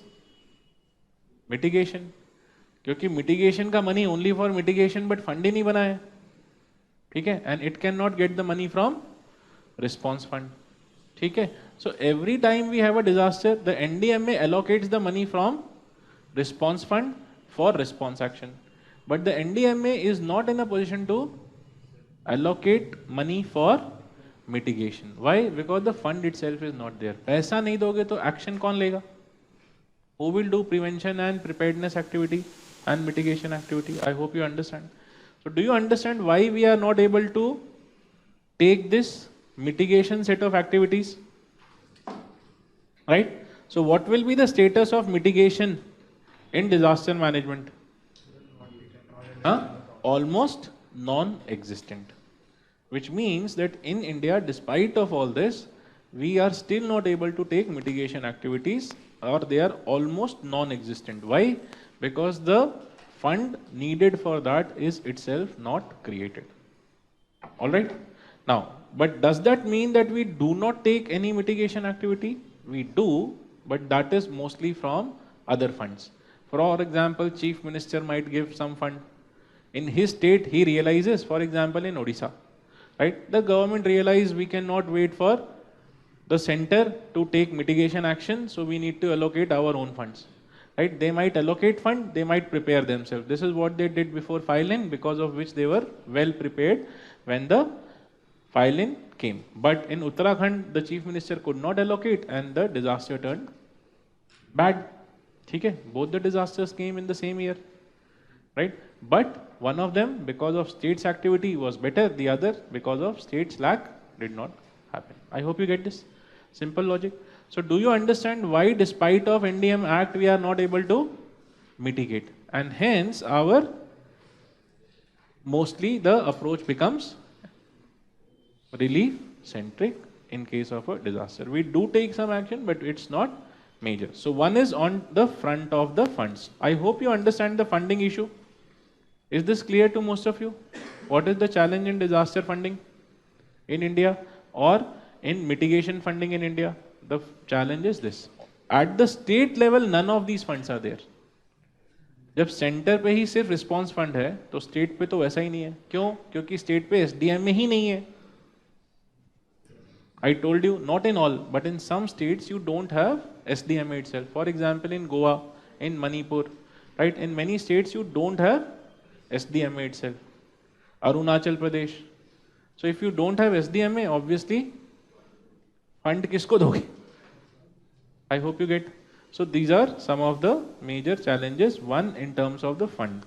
The second challenge is in terms of, एक तो पैसा नहीं है. Second क्या है challenge? The second has to be personal. Do we have personal? We just saw the challenge of personal. NDRF is capable or trained, but it is not sufficient. The number of personnel in the NDRF are not sufficient. Though they are highly trained, they are the most trained disaster response force in the world. Right? That has been acclaimed for them from different countries also. For example, in 2011, during the Fukushima disaster, NDRF was sent to Japan. Our response force was the only international response force which acted there. And the Japanese authorities also applauded that your response force is trained. But the challenge is that you have very few in number. 10, 11, 12,000 लोग हैं, right? That too deployed at very few places. I hope you get this. So this is the second challenge, that the number of personnels is less. ठीक है? So these are some of the major challenges. And what are the other challenges? You will over a period gradually understand once I talk about the other things. Okay. So are we clear about this much? Pakka? I hope you understand what is the status of the. We'll come to the current status in a while, where I'll take up the committee, what are the suggestions of the committee and what are the observations, right?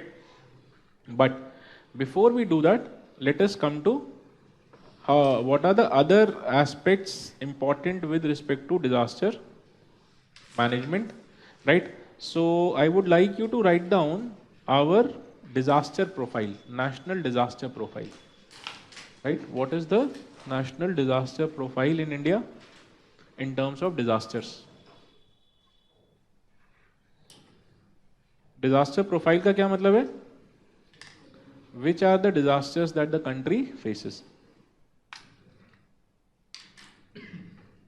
So first it is the Indian subcontinent itself is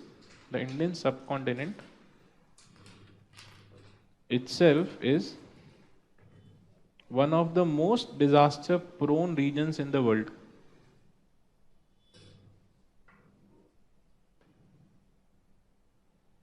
One of the most disaster prone regions in the world. And nearly 85% of the region, 85% of the area of the country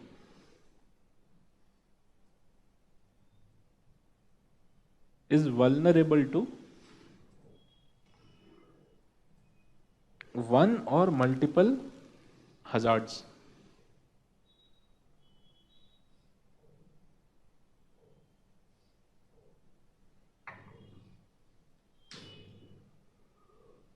Okay.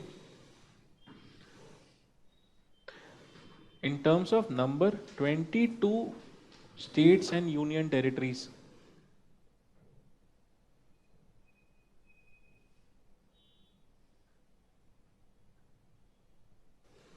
are disaster prone.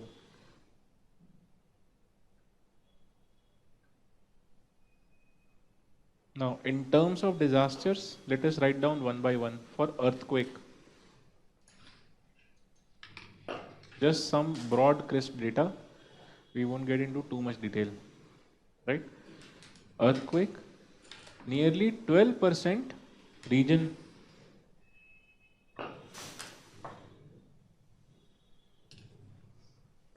prone to very severe earthquake, 12% to very severe, 18% to severe earthquakes,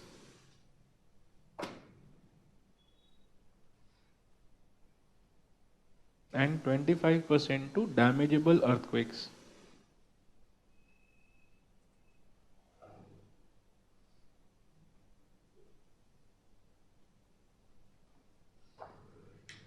So 55% of the area is earthquake prone. Okay. Then with respect to floods,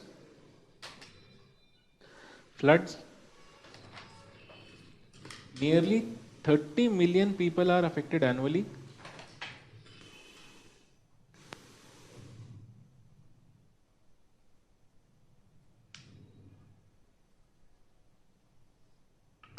With 12% land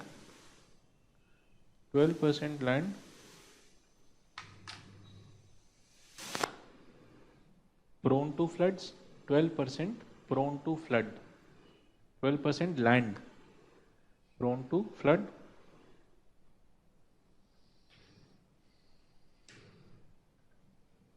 and the following states, the following five states, Assam, Bihar, Odisha,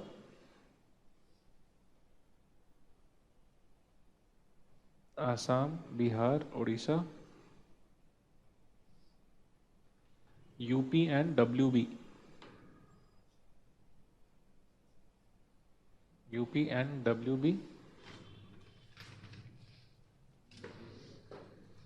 mainly in the Indo-Gangetic Brahmaputra plains, mainly in the Indo-Gangetic Brahmaputra plains, have flood as annual feature.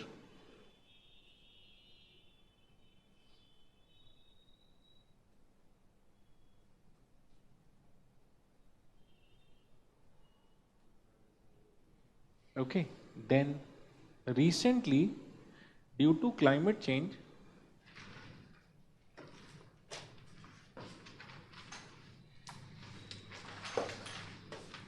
even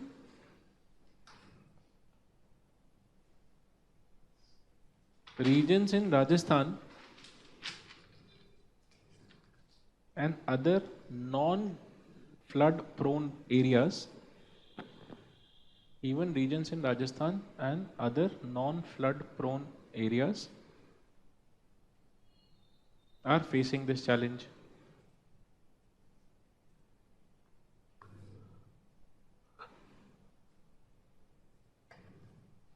Okay, all this data that I'm sharing with you comes from the NDMA website, right? Through their various documents, policy, plan, सबके अंदर उन्होंने ये सब डाला हुआ है, right? So I'm just consolidating that and giving it to you at one place. Third, droughts. So nearly 50 million people are affected annually.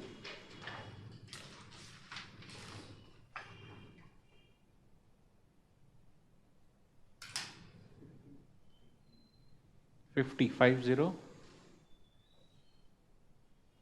million are affected annually, and one third of the country receives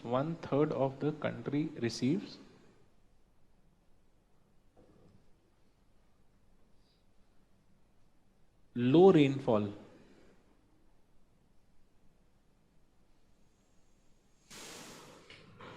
How much is low? Less than 75 centimeters, less than 75, making such region drought prone.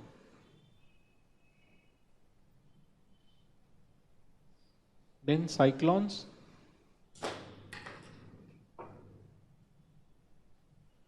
So about 8% of land is vulnerable to cyclones.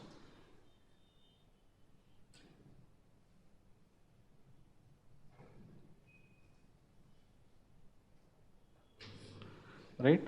Vulnerable to cyclones, where the coastal areas are affected by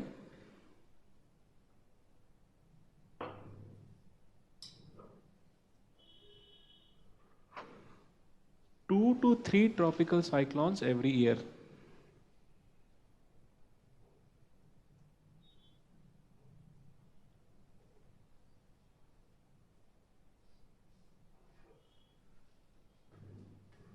Right?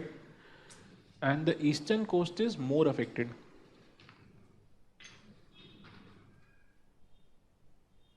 Eastern coast is more affected.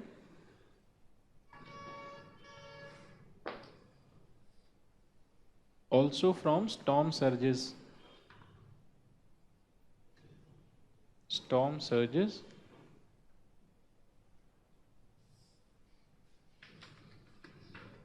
Right?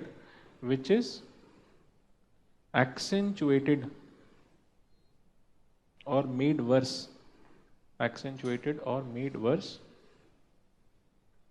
by accentuated or made worse by low depth ocean bed topography,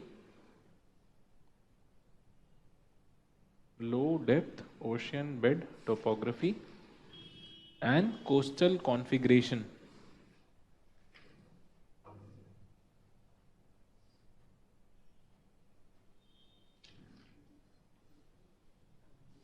Low depth ocean bed topography and coastal configuration of the Indian coasts. ठीक है?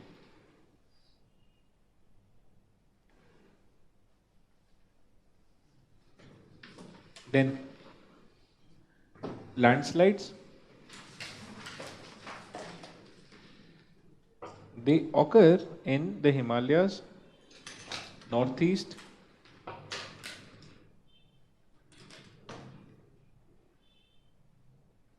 as well as the eastern and the western Ghats.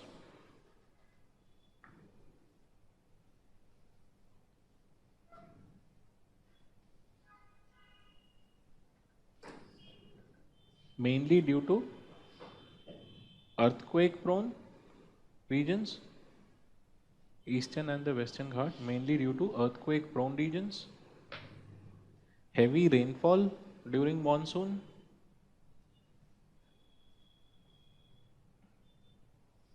and steep slopes and steeper slopes in the region.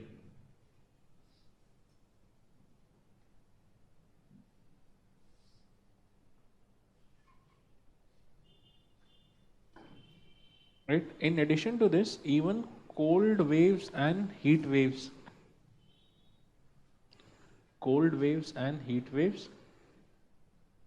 affect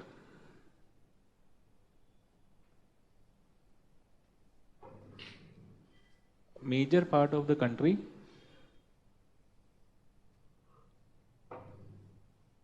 during the respective winter and summer conditions. Every year you read this news, right? That because of cold waves, so many people have died in the northern plains, or because of heat waves, so many people have died in the northern plains or in the central part of the country. Okay? So cold and heat waves also affect. Then add even avalanches, right? Avalanches have become a regular disaster. Avalanches have become a regular disaster mainly in Jammu and Kashmir or in the western Himalayan regions.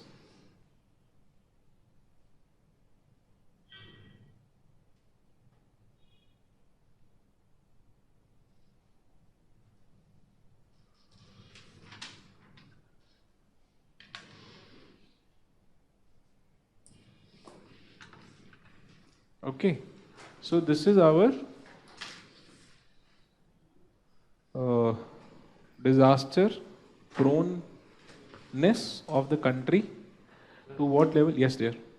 Sir, we cannot associate droughts only with the scarcity of rainfall.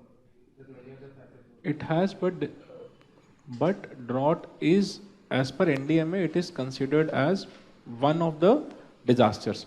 The causes can be anthropogenic as well as natural, both. So, what do you need to mention here? Only the Natural hair, right? But in the end, you will also write, when you are writing an answer on droughts, you have to mention that there are also mismanagement of the monsoon and all this. Okay? So, which have to be mentioned. All right. So, from this, let us come to the next part of the story, which is about how is, अभी तक हमने क्या क्या समझा? So, what is the structure, right? And the fund, right? Now, the next is how do we coordinate disasters, right? How do we coordinate during disasters, or what is the structure for coordination during disaster in the country? Coordination networks or coordination structure for disaster in the country. We call it as resource coordination networks.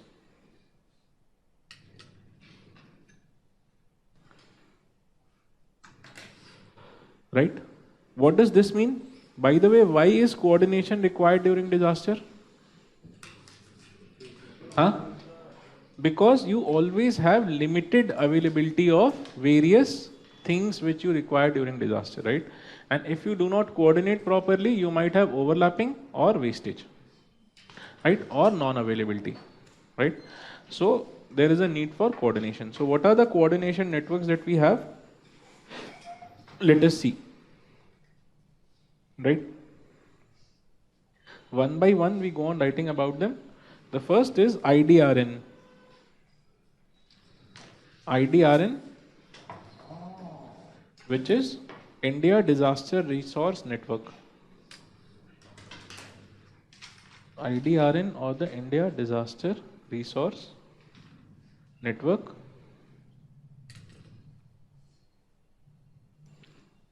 which is a nationwide electronic inventory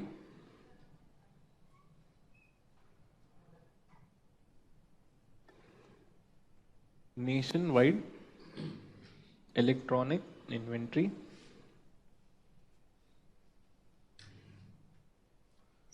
for resources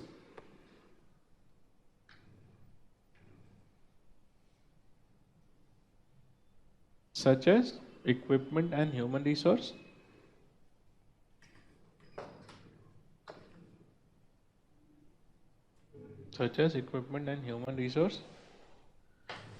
available at the different district, state and national level. Available at the different district, state and national level government bodies.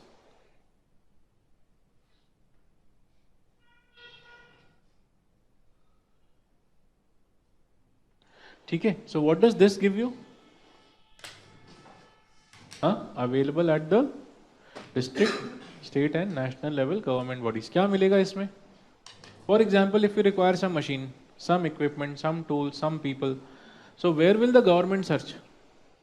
They will search it on the IDRN, right? They will go and see which district what is available. ठीक है, suppose you require 10 ambulance, so your district might not have it, so you will check it on the IDRN. Does the district next to me have it? Does the state have it? If they have, you can get it. You can tell that please send it because we require. So this is, I'm just one example. So this is one kind of a thing, right? Then the second resource coordination network is your IDKN. IDKN. This is under the SARC. IDKN under SARC. The full form is India Disaster Knowledge Network.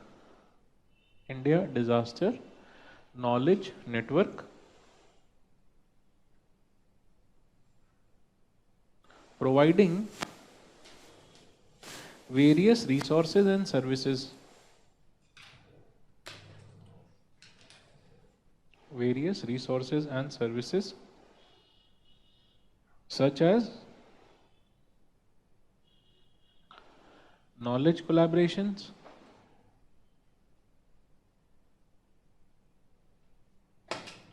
networking,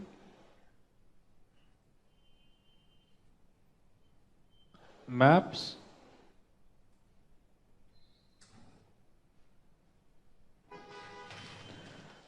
emergency contact information,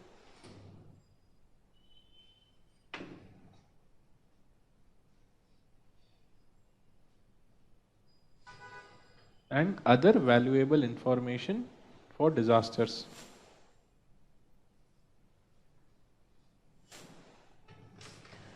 Then we have the CDRN.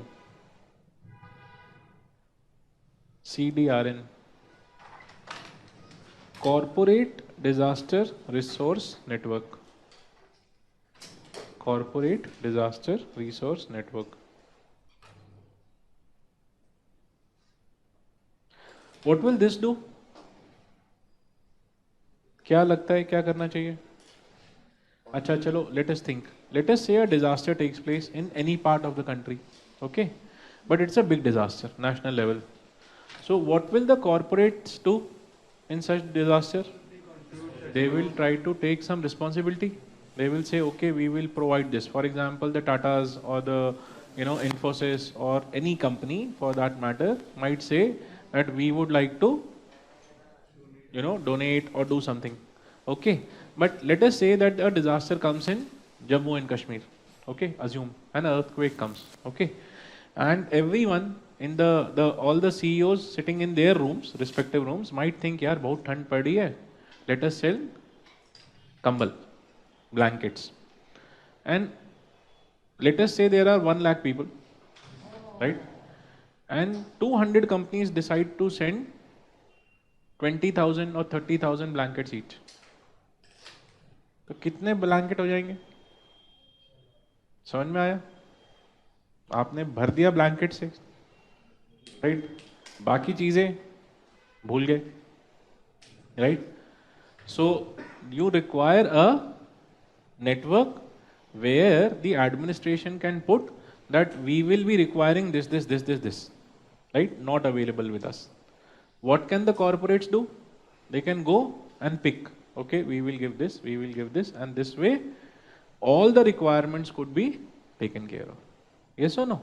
So this becomes a listing site where the government or the administration or the authorities or even NGOs can put the requirement and the corporates can fill it up depending on their capacity. Do we get? And you will also come to know that, okay, this somebody else is giving, so I should not duplicate, I should look for something other. Okay, this is what this corporate resource coordination network does. All right, so you can write about it that it is a web-based supply chain management system. It's a web-based supply chain management system helping the relief agencies, or rather write helping the relief, response, local agencies, helping the relief, response and local agencies access and feed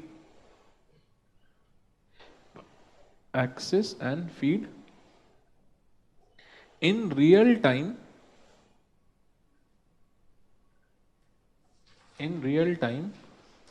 information on products and services required, information on products and services required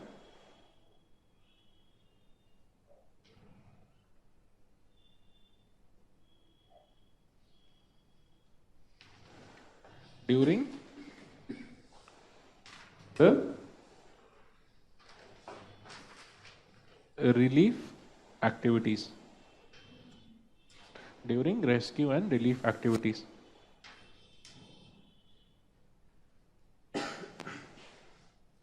Okay, then we have the NDCN,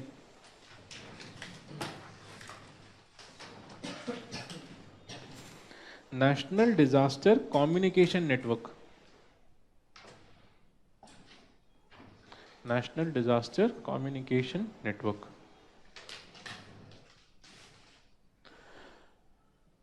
Okay, now before I tell you about this, tell me that whenever a major disaster comes, such as cyclone, earthquake or something, what will happen to the normal communication networks? What are the normal communication networks based on?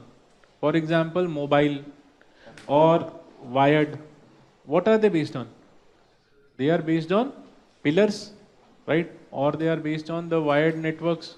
But during a disaster, it is very much possible that the towers might collapse, the wired networks might go down, right? And let us say you are a DM, right? All of a sudden you are sitting in the district headquarters and earthquake comes. Okay, what will you do? You might take up the phone and find that it is dead. You might take up the mobile and find that it is also dead. ठीक है, अब क्या करोगे? चिट्ठी लिखोगे, है ना? Postman, हाँ, पता चला postman is buried under the post office. ठीक है, अब क्या करोगे? कबूतर उड़ाएंगे. सर कबूतर पकड़ेंगे, पैर में बांधेंगे, ठीक है, गुड, ठीक है. बट जो आपके जैसा एनवायरमेंट फ्रेंडली नहीं है, ठीक है, और हिस्टोरिकल नॉलेज लैकिंग है और कबूतरों को ट्रेन नहीं किया है जिन्होंने, वो क्या करेंगे बेचारे, right? So this is where this network comes handy. Okay, so let us write about it. ठीक है, so during a disaster, the terrestrial communication networks generally fail or are prone to fail.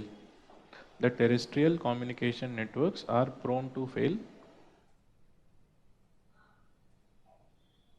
and hence the NDMA set up the NDCN.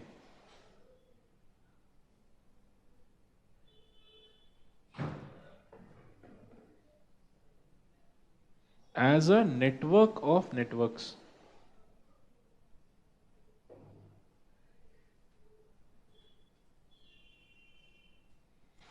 This provides connectivity. This provides connectivity to existing networks, through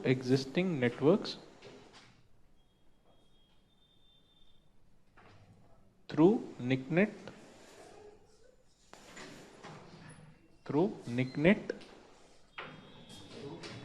board पे देखो, NICnet, NICNET, NICnet, SWAN, State Wide Area Network.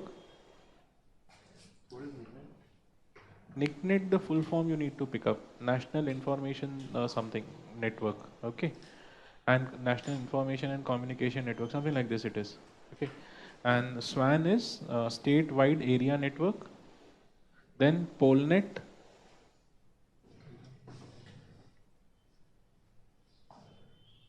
VSAT, right? VSAT technology is even used in your distance learning programs, satellite based this thing, right? This is a satellite based technology, okay? So most of these you will find are either satellite based or a hub based, which is a mobile hub, right? These are either mobile hub based. So the mobile hub might be moved to that region and that might release the communication signals. In case of a normal signal, normal tower might have collapsed. So they will move these vehicles, they will go and they will be releasing that, or they will be based on satellite. These are the only two methods which are possible. All right. So this is the other this thing, right? IDRN we have already done, right? So this is it. These are the various coordination networks that we utilize. All right. Now, from this we come to the early warning systems, right? Early warning systems used for disaster management. So what are the early warning systems that we use? Where have we mentioned about early warning systems? Not only monsoon. आज ही हमने कितनी जगह पे किया है? In all those Hyogo, देखो, in most of them ID, NDR, सब में है early warning system, right? So, what are the, first of all, theoretically, what is the early warning system mainly comprising of, or what are the elements of early warning system, right? What is the early warning system supposed to do? So you can draw this very simple diagram. The first thing that an early warning system does is sensing of precursor. Sensing of the precursor. So it will just sense. This is the first thing. What are the elements or components of an early warning system? Components of EWS. The first is sensing of the precursor. After this, the second thing that EWS does is transmission of data. Transmission of data.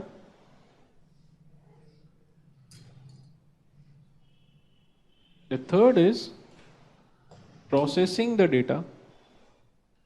Processing data and creating or putting an alert. Or finalizing alert, I should say. Not putting, but picking or choosing alert. What does this mean? What is the level of the hazard? मतलब ऐसा नहीं कि cyclone आया छोटा सा और आपने पूरा डिस्ट्रिक्ट हिला दिया, right? You have to tell what is the level of the, right? So accordingly it has to pick the right alert also, right? That in the next 3 hours these regions will be affected and this is the level of wind, so you should go inside your home. Don't tell कि हाँ भैया cyclone is coming, please evacuate the district, because that might create another hazard or havoc. So your alert has to be of a, a required level, right, or commensurate to the disaster. Okay, so this is the third thing. Process the data and choose the alert, and finally, once it has chosen the right alert, then it has to disseminate the alert. Disseminate alert matlab it should ensure that the alert reaches the regions where it is intended to reach, and in the language that it is intended to, so that it informs the right set of people in the most optimal manner. Disseminate the alert, inform the community in the optimal manner. Okay, so this is what a good early warning system is supposed to do. Which are the various early warning systems that we deploy? Let us come to them directly. Okay, so early warning systems deployed. One for cyclone.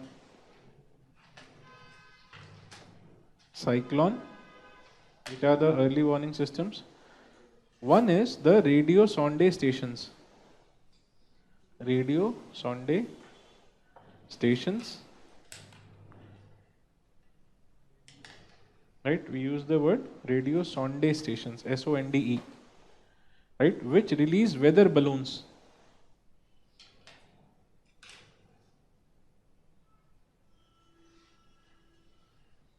Weather balloons for measuring the various parameters. Then the second is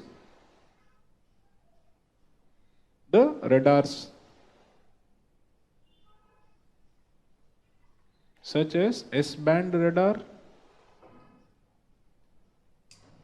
and Doppler S-band radar.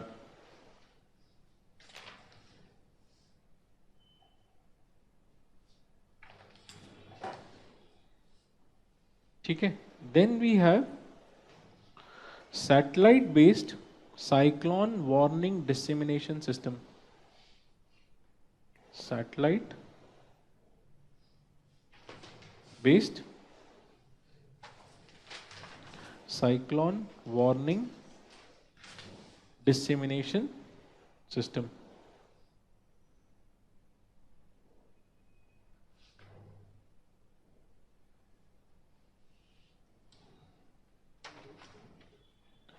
Okay, and then there are also the area cyclone warning centers of the IMD. Area cyclone warning centers of the IND, which are directly linked to the INSAT, right? Which are directly linked to the INSAT, Indian National Satellites.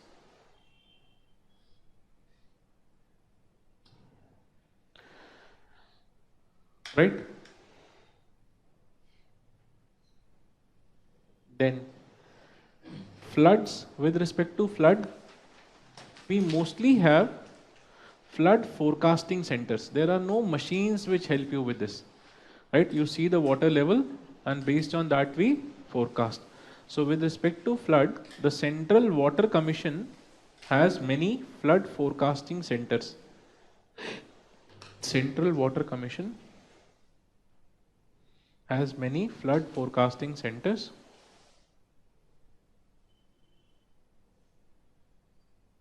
Which use stream flow measurement stations,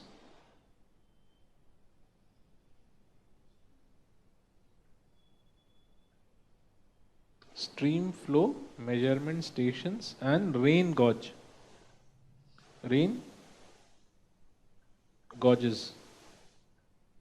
Stream flow measurement stations and rain gauges, along with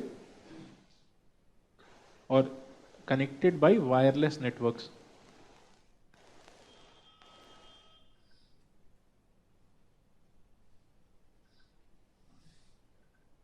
Right, and also the FMO, flood meteorological offices of the IMD.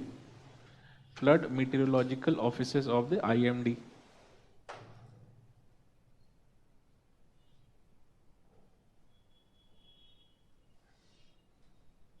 Okay, lastly in this you write, even the National Remote Sensing Authority, Hyderabad, National Remote Sensing Authority, Hyderabad, monitors major floods.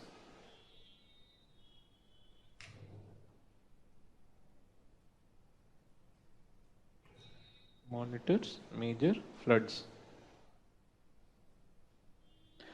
Then, with respect to tsunami,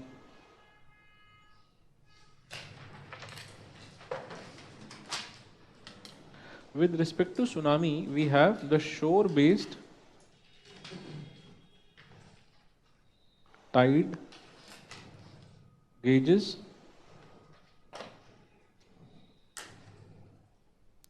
shore-based tidal gauges, then pressure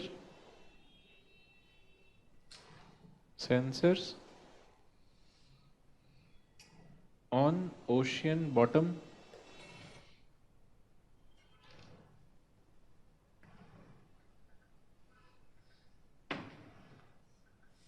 then third, deep ocean assessment and reporting of tsunami.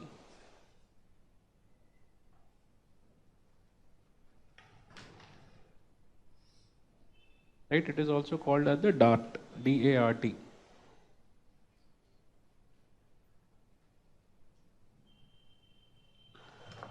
Right? All right. Then, so you have these mainly either shore-based or pressure sensors, right? Or you have the deep ocean buoys. Deep ocean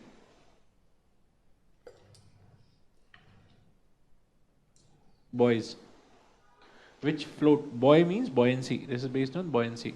So these are balls or equipments which float in the water in deep ocean, where they sense the movement of the ocean, and based on that they project the this thing, right? We also have various tsunami warning centers, such as the हमने लिखा है tsunami के case में लिखा था ना, Pacific, Alaska, Indian ocean, वो तीनों हैं, ठीक है. And the information is collected by the Encois Hyderabad center, from where it is disseminated other ways, right? So these are some of the major things with respect to early warning system. Some other common devices used in early warning include automatic position reporting systems. Some other devices used in early warning include automatic position reporting systems, community radios, automatic position reporting system, community radios, GIS systems, community radio or ham radio. We also call it as ham, HAM, community radio or ham radio. Then GIS and other wireless communication systems.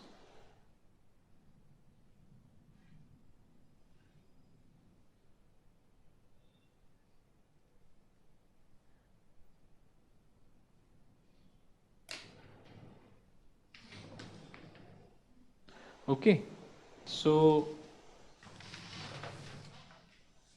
what will the ham radio do in case of a disaster, or a community radio? What these people do is that these are mostly community radio operators. What they do whenever a disaster takes place, they will go to such place and figure out or find a affected community, for example a village or any set of people. From there they will tune their what you call as emitting devices, emitters, radio frequency emitters, right? And from there they make announcement that at this location, this place, these many people are stuck and they require this kind of assistance, right? And the administration goes on to tune to the radio stations, right? They will set people who will continuously tune, and once they get any new frequency, they will try to listen to whatever is being telecast, and based on that they will send the help. So this way you tell to the administration and others that at this place how much of help is required or how many people are stuck, something like this.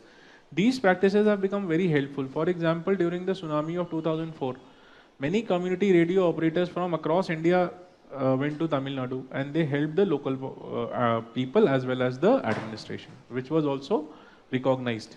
So this is how community radio becomes helpful. Okay, community radio is, by the way, a technology by which you create a localized radio channel, right? And your universities, the ones who are from various universities know this, and universities and colleges also, we had this, facility of creating localized community radios. Okay. So this is it in terms of early warning systems. All right.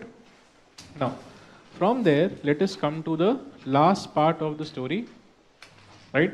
Which is what is the role of a district magistrate during a, not last, this is the second last, then we'll come to the last part. The role of district magistrate during a disaster. So these are aspects given in your report on crisis management by ARC2 and some other papers where they have given these are the roles of a DM during a disaster. Right? Just write them, and when creating any answer you can utilize. Right? They include first engagement and coordination. Engagement and coordination with state and central level institutions. Engagement and coordination with state and central level institutions. Second, proper understanding of DM policy and plan.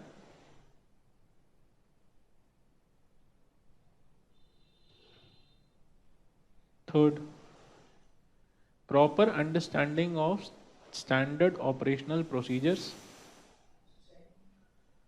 Proper understanding of DM policy and plan. Third, proper understanding of standard operational procedures.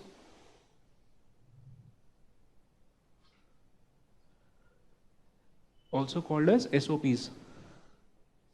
Standard operational procedures or SOPs.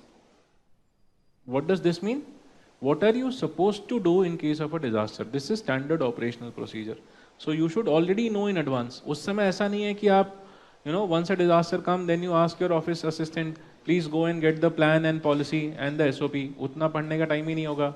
हो सकता है वो documents accessible ना रहें, है ना? So you should know it in advance. पता चला earthquake आया, मशीन वो अलमारी डूब गया, ठीक है? So you won't get the document. अब किधर से मिलेगा SOP? So you should know all these in advance. Okay. Then next is sensitization of stakeholders. Sensitization of stakeholders. Next, disaster preparedness.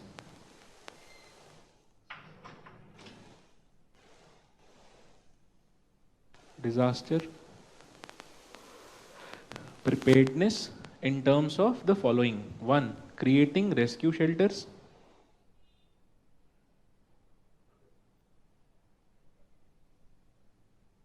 Public awareness messages.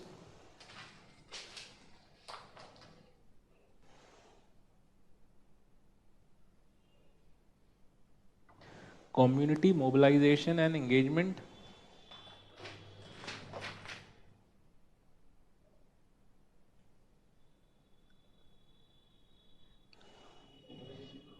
Community mobilization and engagement. Effective EWS.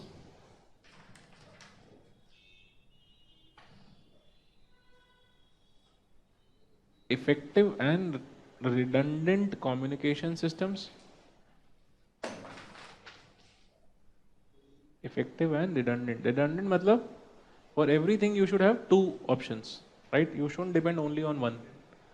Effective and redundant matlab you should always have two options, right? Communication systems. Then proper response mechanism. Proper response mechanism. And finally, mock drills and exercises.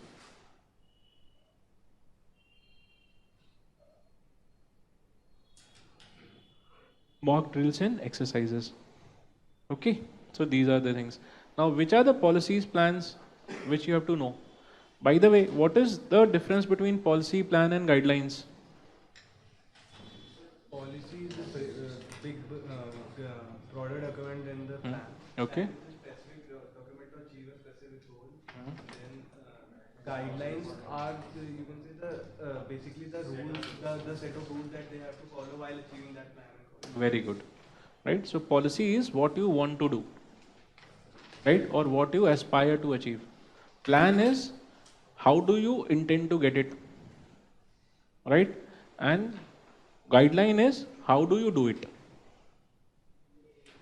Do you get it? So policy is the broader thing, right? That this is what we intend to attain. Plan, it gives you how will you or who will do what. Right? Plan gives you who will do what in achieving that. Right? And guideline is for the who. How will that person achieve it? That is the guidelines. Okay? For example, we say that we will make India disaster free. That is the policy. Simple. Who will do it? We will involve the administration, the government, the community, the corporates, everyone. So this is the plan. What is the guideline? What will the corporate do? What will the government do? What will the community do? This is the guideline. Do we get it? So first you have to make the policy, then you have to make the plan, and then you have to make the guidelines. Very good. Now, what happened in our case? 2005 the plan came, the act came. 2007 our first guideline came. Okay? And till now we have come up with nearly 22 guidelines. Right? Then we realized that we are coming up with guidelines without policy. Okay? So in 2009 they came up with policy. Okay? Then we realized that we have come up with nearly 15, more than 15 guidelines without plan. And hence in 2016 we came up with the plan. Okay? So the chronology goes that the policy came in 2009 by the name of National Policy on Disaster Management. We call it as NPDM. Right? Then we came up with the plan. This came up in 2016. We call it as the NDMP. Okay? And then we came up with, or not then, but simultaneously we came up with guidelines, more than 20 in number.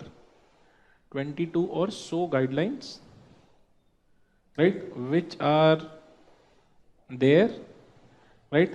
Now, which are the guidelines that have come out amongst those 20? The list is long, right? I can give you some in the chronology in which they came, right? दो चार का नाम लिख लो, not all, right?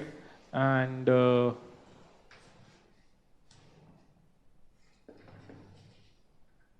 just one second. Yeah. So the oldest of these policies that we came up, guidelines that we came up, came in 2007, right? Which was the chemical disaster guidelines, followed by guidelines for states in the same year, and earthquake. 2007, chemical disaster, earthquake, and guidelines for states. Then in 2008, for cyclones and biological disasters. Cyclone, biological disaster, floods. Then 2009, landslides and snow avalanches. Landslides, snow avalanches, and chemical terrorism.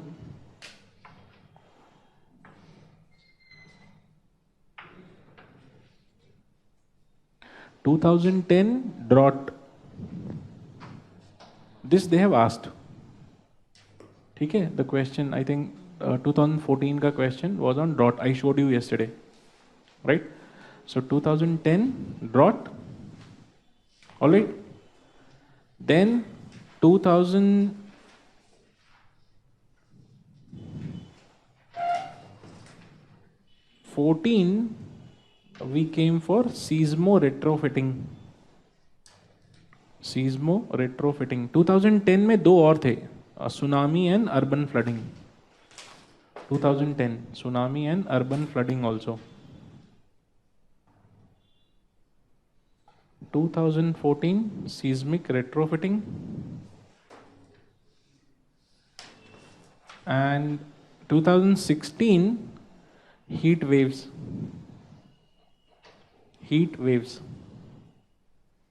Okay. So ये सारे guidelines the NDMA has already published.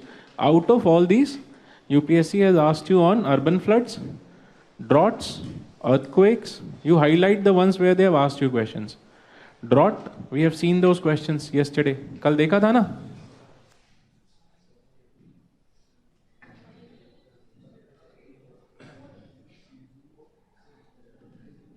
I showed you those questions yesterday. See here, urban flood they have asked, right? Then they have asked you on cloudburst. Then they have asked you on earthquakes, droughts. Okay? So these they have asked you. Remaining are still pending. This year also they will ask one, probably. Let us see whichever one or whatever they ask. I'm expecting they might ask you a question this year on the disaster management plan itself. Right? If they don't ask on the plan, then they might ask about any disaster or the Sendai framework and related things. So let us see what they ask. And the others you have to prepare slightly. Okay? Where do you get it from? I showed you yesterday, there is no point reading the guidelines.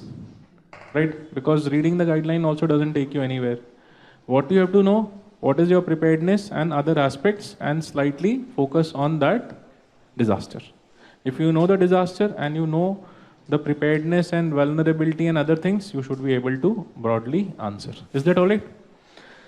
Right. So from here we come to the some of the current current aspects of disaster management.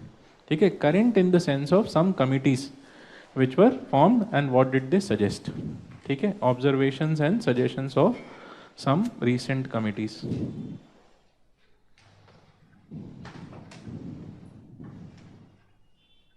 Right. So one of the committees was set up in April 2013. The CAG, not set up, it came up with the report. The CAG committee or the CAG came up with his report in 2013. CAG came up with his report in 2013, where he made the following observations.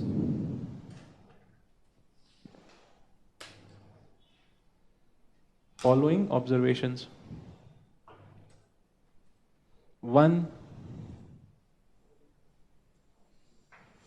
the plan still not there, the plan still not formulated.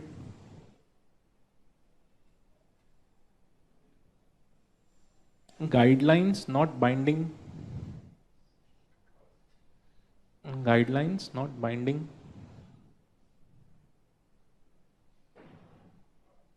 No major project completed by NDMA.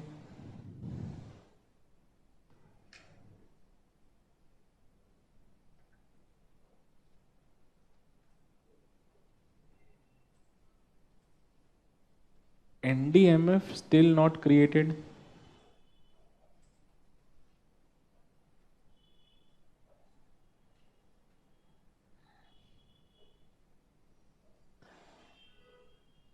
Critical equipments such as satellite phones not available at districts. Critical equipments such as satellite phones not available at all district centers.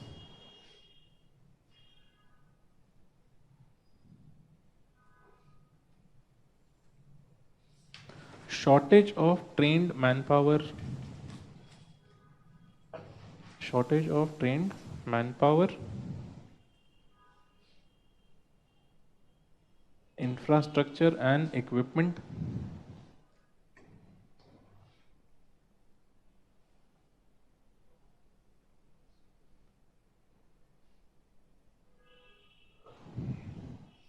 Shortage of manpower, infrastructure and equipment. And finally, SOP for deployment of NDRF. SOP, Standard Operating Procedure, for deployment of NDRF still not finalized.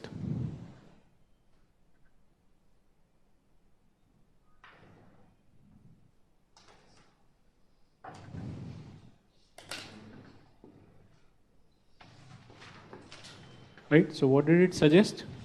Obviously, for all of them, they suggested that you do them, such as create the NDMF at all the levels, right? Add more manpower, create the infrastructure, provide the critical equipment. वही सब कुछ है, ठीक है? So this is what they suggested. All right. Then you come to the second body, the task force. Task force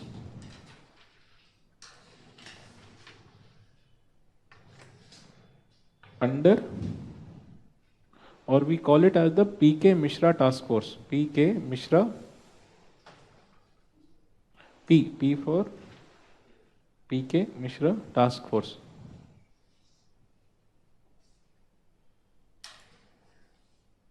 Right, on disaster preparedness.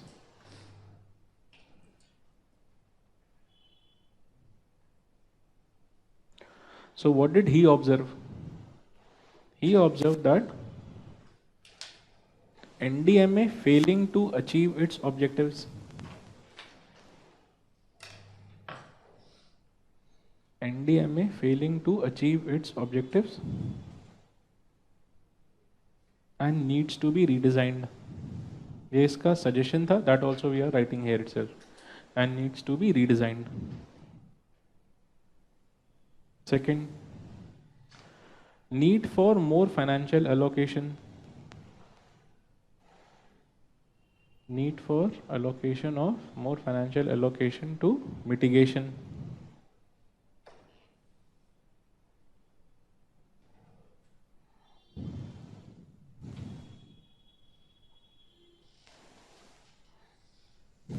Right? Then it applauded the functioning of NDR force. Applauded functioning of NDR force, NDRF.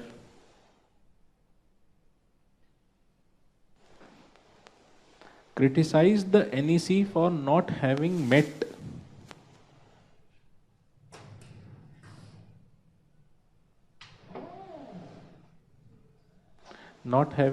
for years at stretch.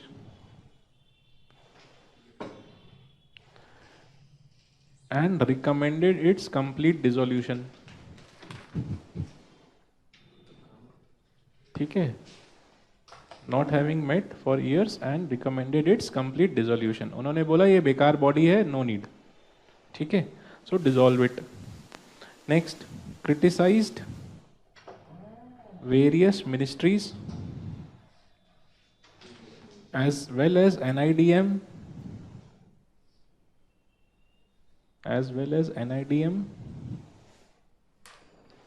for not fulfilling the state and UT's expectations.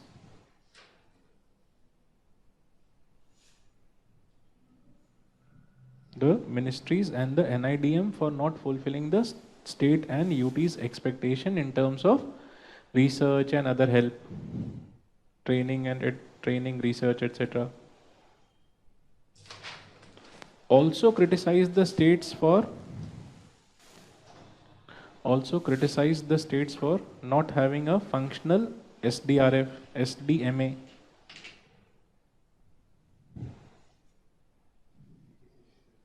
Also criticized the states for not having functional SDMA.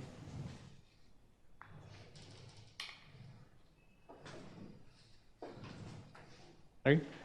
And finally said that the Gujarat disaster management model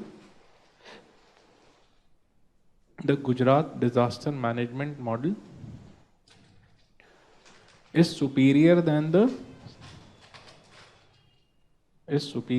NDM Act and should be replicated. He said that the Gujarat model is good and the Act of Gujarat is good and that should be replicated. Within bracket, for your personal knowledge, he was a IAS officer of Gujarat cadre. ठीक है? So that gives you a hint of, right? क्यों उनके लिए Gujarat model was good, and once the new government came, he also became the chief guest at the NDMA Foundation Day, right? So, but all this you don't have to write in your answer. Okay? Then, following some of the recommendations, the government has talked of restructuring the NDMA. It has downgraded the vice chairman's position and other things. So it has talked of restructuring the NDMA. Talked of improving the communication networks. For example, the Home Minister himself during the Jammu Kashmir flood said that we need to strengthen the communication network. And has also added 2 more battalions to NDRF.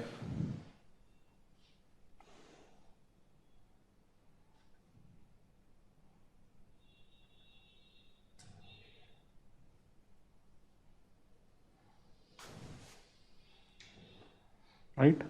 Then in recent times, the security forces have also been involved in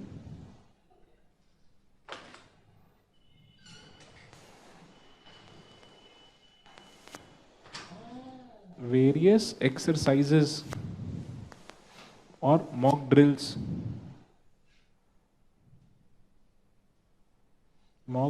and exercises for disaster management.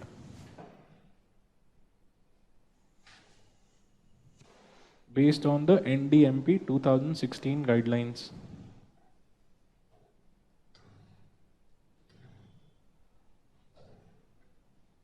Based on the NDMP 2016 guidelines, such as Operation Jal Rahat, Operation Prakampana, just to name a few which you can write in your answers if you need.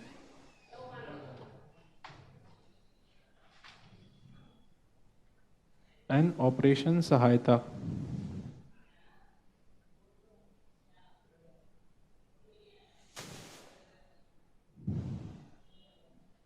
Also in August 2016,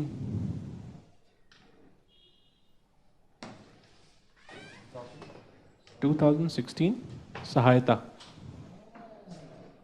Also in 2016, NDMA recognized the Mumbai as role model in disaster management. The Mumbai model. This was August 2016. NDMA, not Mr. Mishra, but this time NDMA recognized the Mumbai model as a role model for disaster management. Right? This was in the Hindu newspaper. And recently the BRICS have also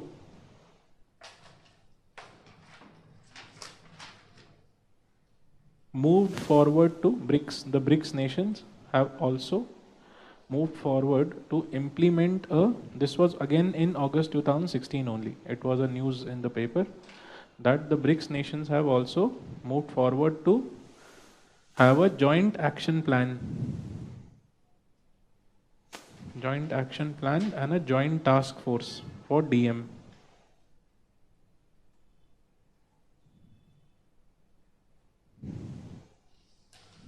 Joint action plan and joint task force.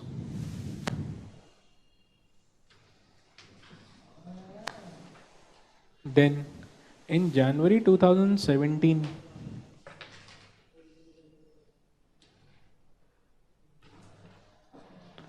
there was a applaud of the Bhuj model of reconstruction. The Bhuj model of reconstruction post disaster.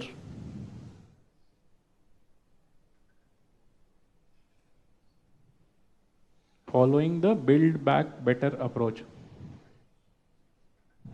Bhuj model of reconstruction after a disaster, following the build back better approach. Time up, thank you. लिखना नहीं है, ठीक है? So with that, disaster management comes to an end. वो भी लिख लिया, right? So that's it. With this, we come to the end of disaster management and geography part, right? So that's it from my side. Thank you. Thank you, sir.